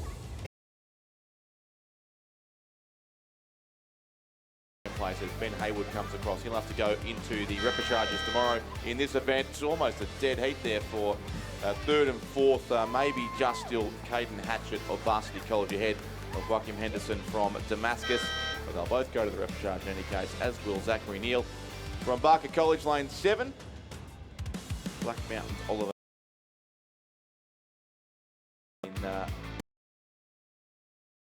from Sydney Grammar School, lane 4 in the first heat of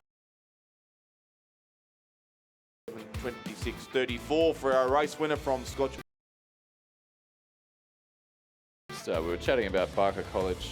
I think Stuart and I were chatting about it the other day. That very, very new program. It's not one of the programs where actually a club rower just rowing for their school.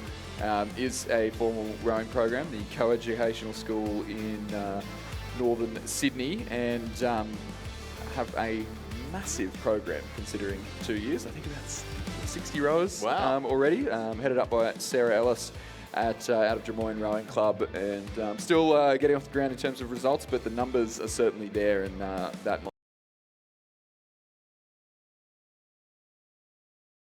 Exactly. So that's great to see. Heat number 2 underway and coming at us now in the schoolboys.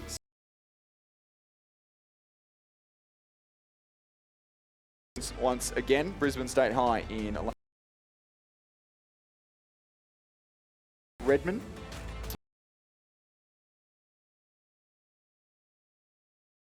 Victoria in lane 5, Adam Chang. Bundaberg State High School in lane 6, that's Logan Cavill.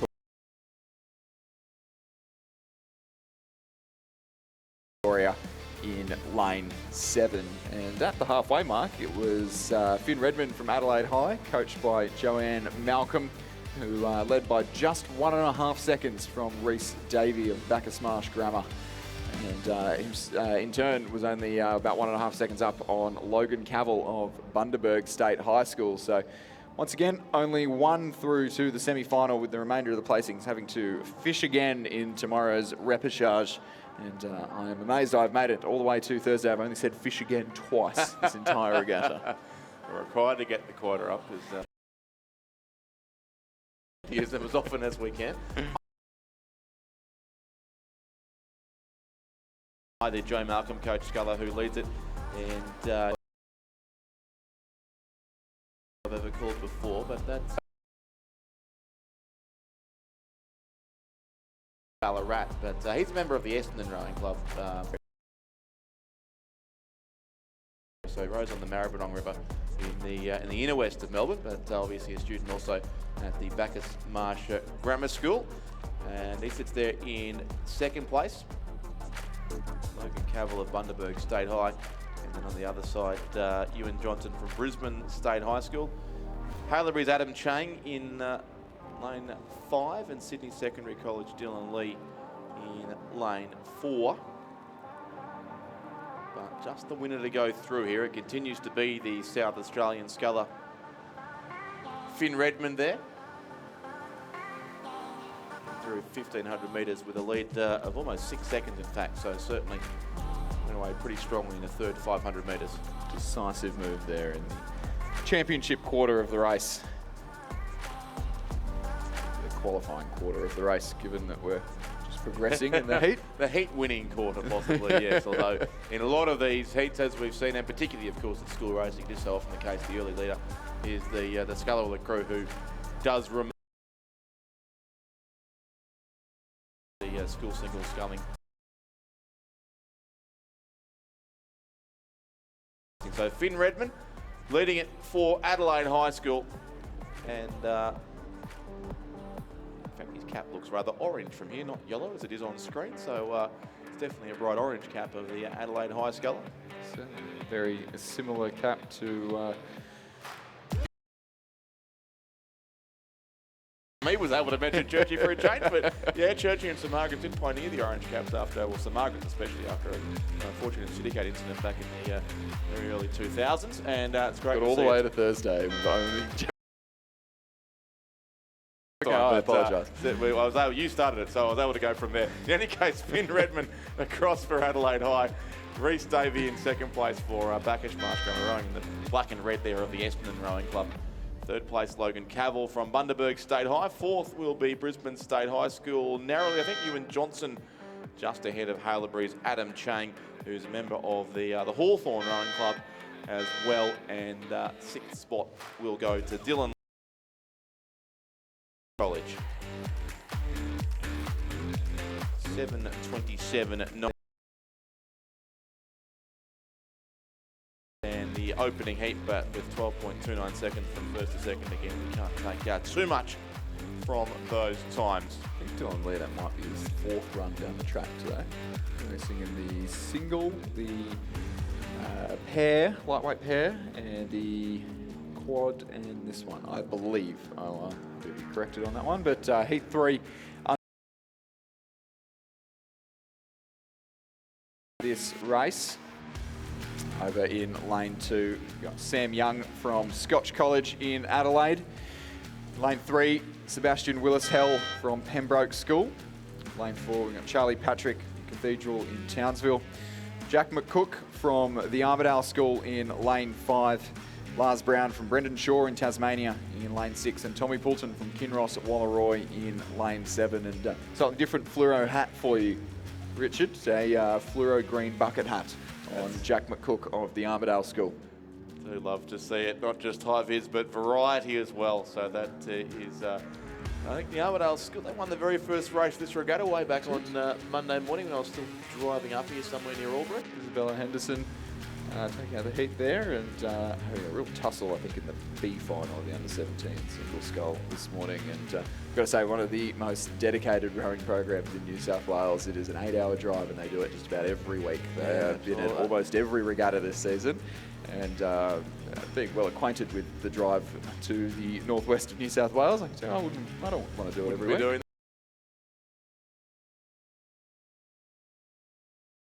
It's damp. I'm actually not 100% sure. If the Inglisses want to let us know exactly where you're rowing, I would love to come up and have a look.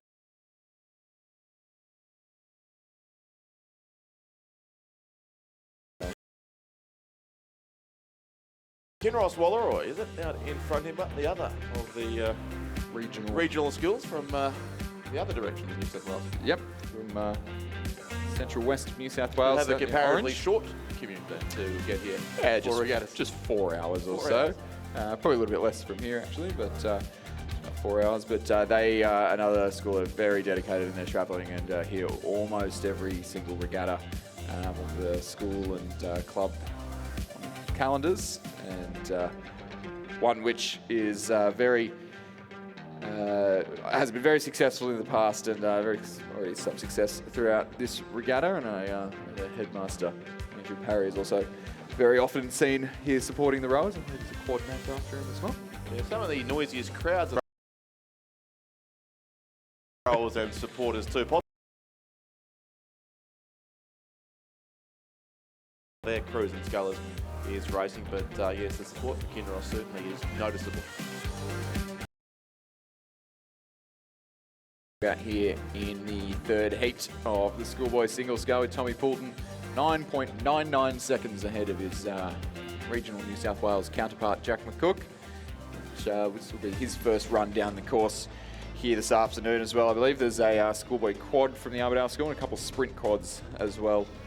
So not quite the full fleet down here, but certainly some fairly competitive athletes. Good to see them out in the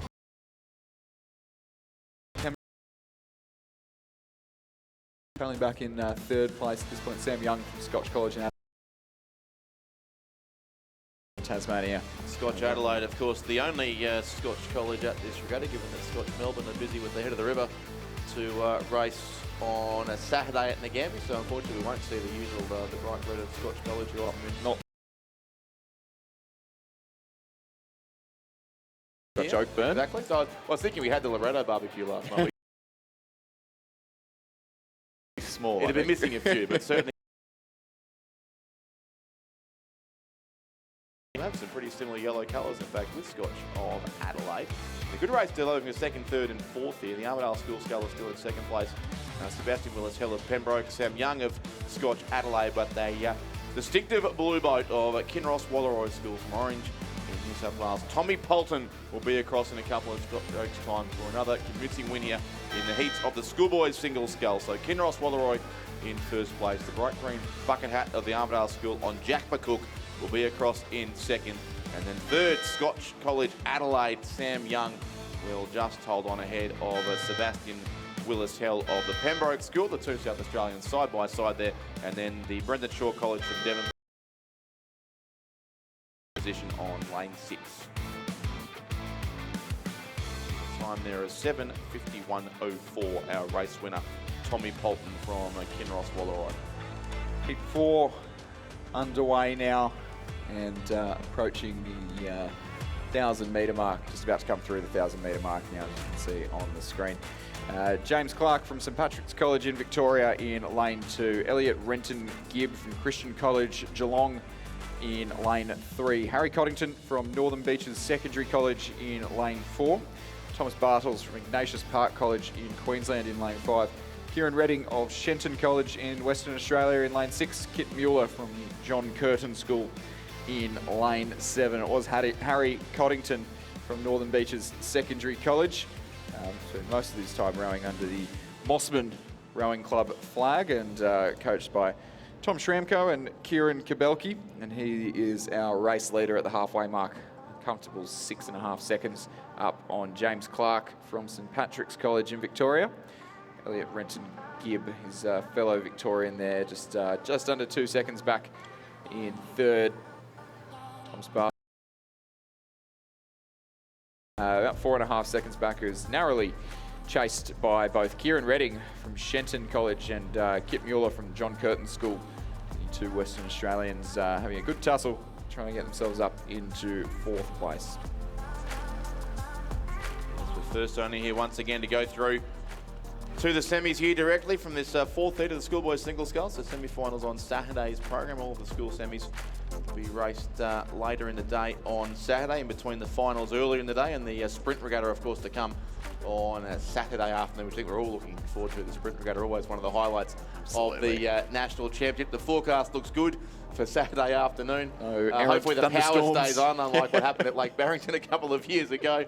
But I know a lot of crews looking forward to it, and in some cases even training specifically for the sprint regatta. I know there are a lot of athletes who are only racing the sprint regatta, not. If I was an athlete, which I'm clearly not, no, I would choose the sprint regatta too over 2,000 metre racing.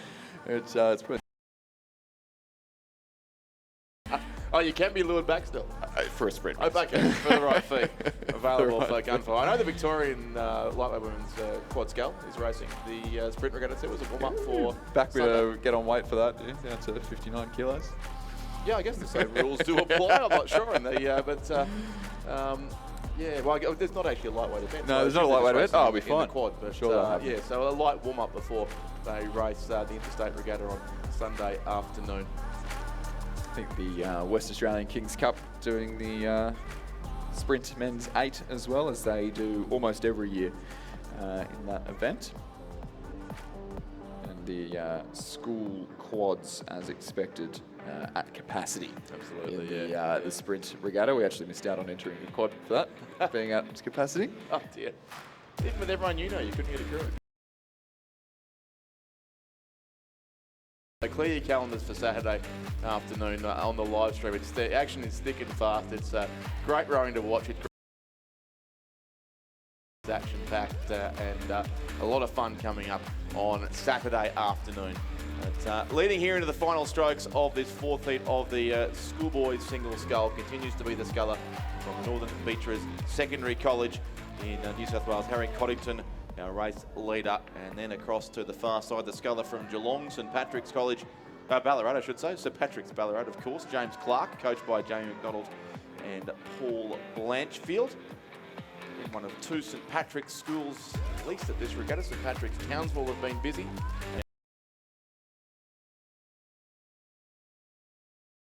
Championships, he sits in 2nd place. Christian place, he's coached by Michael Cushion.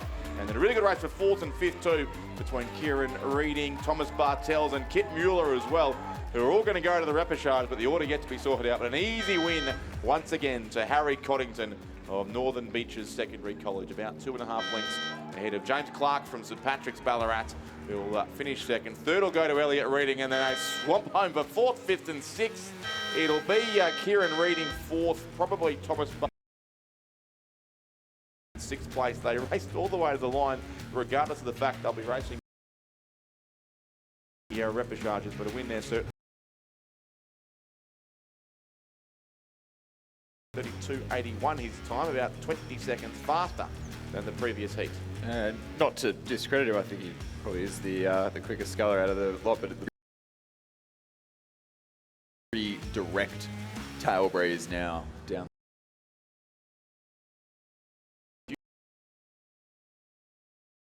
There's no doubt now from the flags that we can see that that wind is largely pushing these scullers down the course, but 7:32.81 of the 4 heats so far is actually not the fastest time. When Cameron Parker right back in the 1st heat of these 6. But heat 5 well and truly underway, and we can see Senior High School in Perth. Full field is William Joseph Maharik of Wesley College, Perth, lane 2. Jason McKenzie, Brisbane High School, lane 3. Liam Mackay of Ryan Catholic College in Townsville in 4. Remy Payne in 5. Ruben Brosnan from Brisbane State High School again in lane 6. And John Nolan from St Joseph's, or at Gregory Terrace as they're better known, racing in lane 7. A little bit tighter racing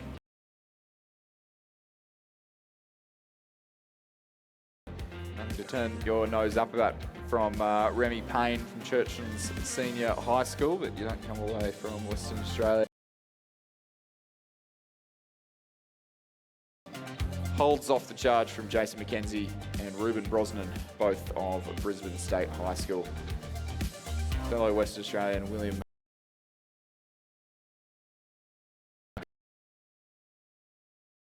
College.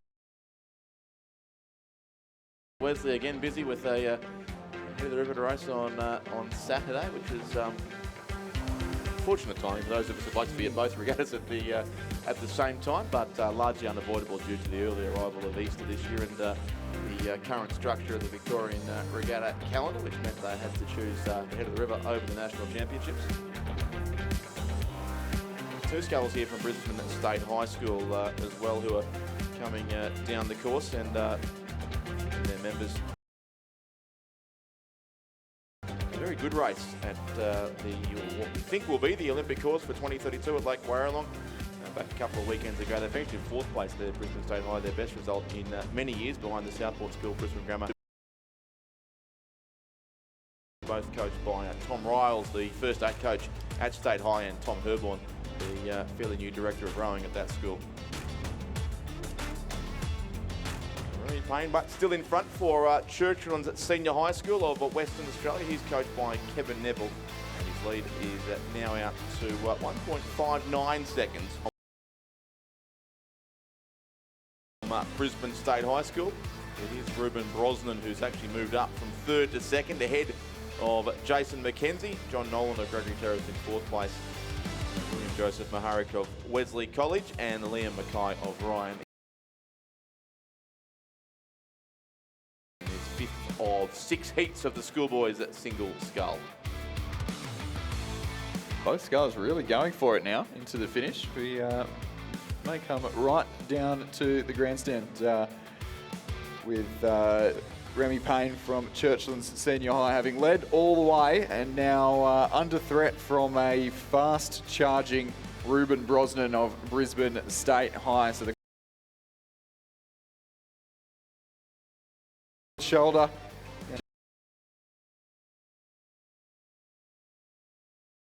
Just found another gear and a couple of extra points of rate in the red boys the last couple of 100 metres. An impressive turn of speed in already quick conditions, and set to be a ripping time here in the Churchlands Senior High School, coached by Kevin Neville. Gets up by a boat length and holds off a fast finishing Ruben Brosnan of Brisbane State High. His schoolmate also of Brisbane State High over there in lane 3, Jason McKenzie, will across in 3rd position. We'll join him in the repechage. 2 from Wesley College in Perth, William Joseph Maharich. Sculler in lane 7 there from Gregory Terrace, John Nolan in 5th place, and Liam Mackay from Ryan Catholic College rounding out this penultimate heat of the schoolboy single scull. And the final heat of the schoolboy single scull well and truly underway, and a much more docile affair in terms of racing from the final heat. 5 entrants, or 5 starters in this race.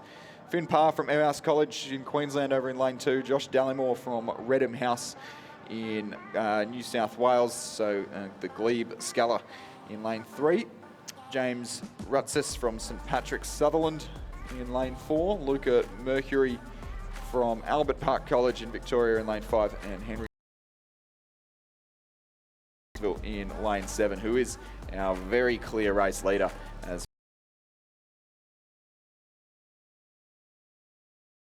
pushed for a decent time into that timing point, and certainly relaxing as we wait for the sculler from Albert Park College to make their way through the 1,000 metre mark. 11 seconds behind Finn Parr from Emhouse, about a second and a half back. St Patrick's College Sutherland sculler James Rutsis in 4th, and Josh Dallimore from Redham House in 5th. Finally get to talk about F1. Yeah, beat me to it, Chris. Well Luca done. Mercuri will be very glad to be here. He The wouldn't car be training park this of weekend, their would he? boat shed is currently turn 4 of the Albert Park Grand Prix circuit. And I'd love to know what they do when the Grand Prix is on and Nationals is not on the same weekend, because it has been on the same weekend this year and last year. Where it clearly goes into setting up a Grand Prix track. So I know that Park Lake have their access somewhat restricted in the year that you want to be doing as Lake that has an F1 track around it. The Montreal 2K rowing lake. excellent trivia question. Great Remember trivia. that one. Another piece of rowing F1 trivia.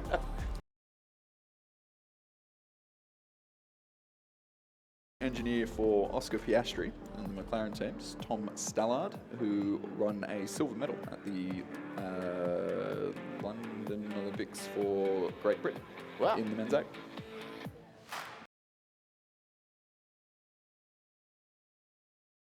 Certainly a niche category. It's a very niche category, but if we it's a crossover we didn't know we needed. We've heard too broad, then we've narrowed gallery. it even more, which is excellent to see.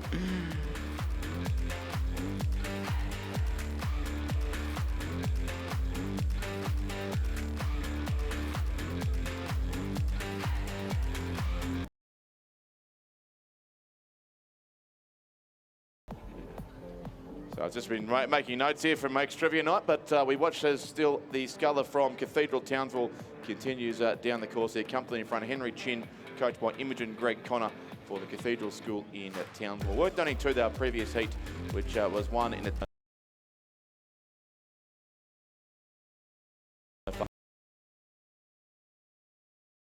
92 was the time as he came across. So that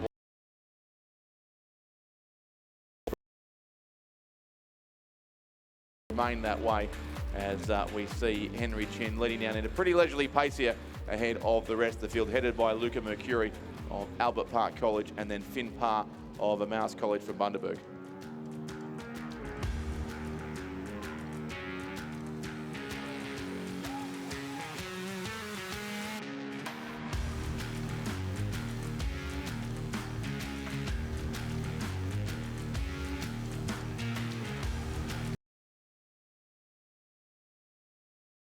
We're into the last couple of 100 metres now. The Henry Chin, it seems, almost certainly to complete the field here for up on tomorrow's racing in this event. The rest of the field, of course, through to the repechage will be held for Cathedral of Townsville. Luca Mercuri still there in second place. Finn Parr in third for Mouse College of Bundaberg on the far side of the course, who's at Southern Lane, but it's still going to be an easy win coming up, or a big win at least, to Henry Chin of the Cathedral School, coached by Imogen, and concludes the race here in the sixth heat of the schoolboys at single scull. Second will go to Luca Mercuri of Albert Park College. Third, Finn Parr from Mouse College in Bundaberg. Josh Dallymore is fourth for Redham House. Fifth will go to James Rutzis of St Patrick's Sutherland, another St Patrick's school, in fact, here at this regatta. But it's Henry Chin who goes through to the semi-finals. Chris McCarthy's been wheeled away after talking too much about Formula One, and Stuart John in to return some sanity to proceedings. I don't know if sanity would be the way that I'd describe it there, Richard, but well, looking at Henry Chin win, I can only hope that against St George this weekend. As we move on down now, we very quickly I take it back when I said sanity, but we've concluded those six heats in any case, and the time's disappeared there. It was our fastest qualifier clearly is Remy Payne of Churchlands Senior High School. That's not surprising, as he was pushed in his heat, and a few of the others had some pretty convincing wins. So we go from the six heats of the schoolboys single scull to the schoolboys coxed four, and the race pace will certainly increase here, Stuart. Yeah, look, and it's looking like a very quick and a very tight race at the top of the first tee to the Schoolboys Cox 4. So we've got St Peters College from South Australia in lane 1, Canberra Grammar in lane 2, Ballarat High in lane 3, Shaw in lane 4, Prince Alfred College in lane 5, Ballarat Clarendon in lane 6, and St Ignatius from New South Wales in lane 7. And it was Canberra Grammar leading through the 1,000, but Ballarat Clarendon, it looked like that have made their move going through the third 500 metres. So the Ballarat Clarendon crew of Stuart Hall, Max Mason, James Forsyth, Charlie McClure, Reece Belcher, and coached by Ian Peel. Canberra Grammar, Harry Budd, Nicholas Vandervolt, Cameron Schmidt, Dylan Outram, Timothy Robson, and they're coached by Chris Polichan. And I know that CGS crew have had some really strong results throughout the season. Half that crew were involved in an 8 that managed to get past Canberra Rowing Club crew at a couple of different regattas during the season. Brascovia. Booker, I imagine then. They were enthusiasm in terms that were not quite able to be repeated here this afternoon. Correct. Okay. Ballarat Clarendon have the lead, 2 seconds ahead of Canberra Grammar. Coming through in third, we have the Shaw School, St Ignatius, Ballarat High. Note to all cyclists, we have had a visit from the police today. City cyclists have been officially warned to not wearing helmets, and the police have committed to coming back for further checks, and there will be no more warnings.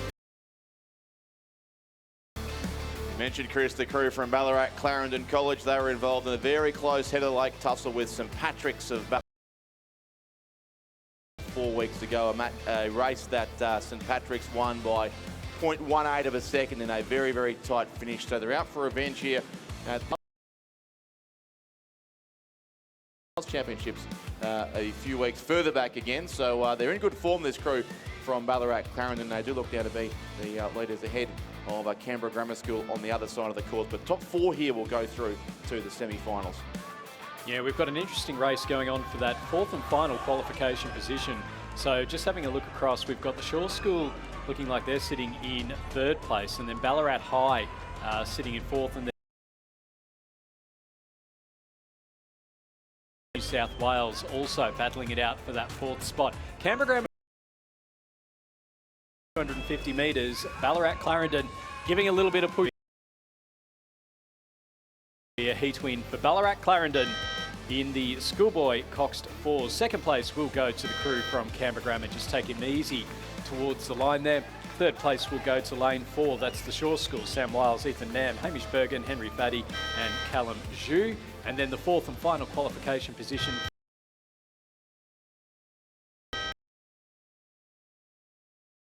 back to St Peters College in 6th, and then we're just seeing Prince Alfred College from South Australia come through in 7th. The winning time there, 6. And Ballarat Clarendon were able to extend that lead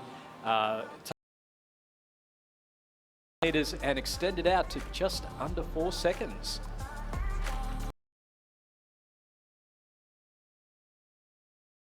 Brisbane Grammar, lane 3, St Patrick's College, Ballarat. Lane 4, Brisbane Grammar. Lane 5, Brisbane Grammar. Lane 6 is Unley High, and lane 7 is St Joseph's College in New South Wales. So 3 Brisbane Grammar crews coming down the course. It's the crew from St Patrick's College, Ballarat, that have the lead at the moment. They're about a boat length over St Joseph's in lane number 7. So we're just seeing them cross the 1,000-metre timing point there. Unley High sitting in 3rd place, then Brisbane Grammar. Brisbane Grammar and Brisbane Grammar, I'm assuming. They're yes. 5 and 6, but this is the St Patrick's crew, the other half of the dynamic duo from the season, and both having some excellent results. But I'm not at all surprised to see St Patrick's out here in front in this race. Ned Bennett, Angus Murfitt, Paddy O'Brien, Henry Rayner and Jarvis McLean, the Cox, David O'Doherty, the coach. They won the Head of the Lake for the first time in 6 years at Lake Wendouree in late February. They went on to win the state championship title as well. And this Brisbane Grammar crew on the screen in lane number 5, that was Cormac Willersdorf, James Yanch, Zachary Douglas, Angus Bale and Phoenix O'Keefe. So you can see there the BRO boats. So they are a little bit off the pace at the moment. We're just seeing the push come through from St Joseph's College in lane number 7. So that's Grant Dreyer, Xavier Gersoy, Nicholas Callanan, Danny Cable, Flynn Bruin, and coached by Lachlan Miles.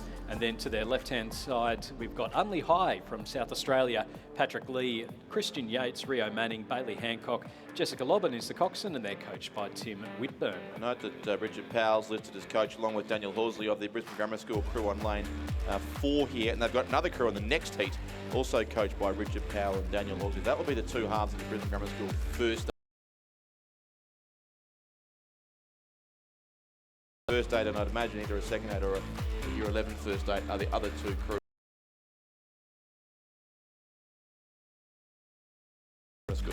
So it's St Patrick's College, Ballarat leading St Joseph's.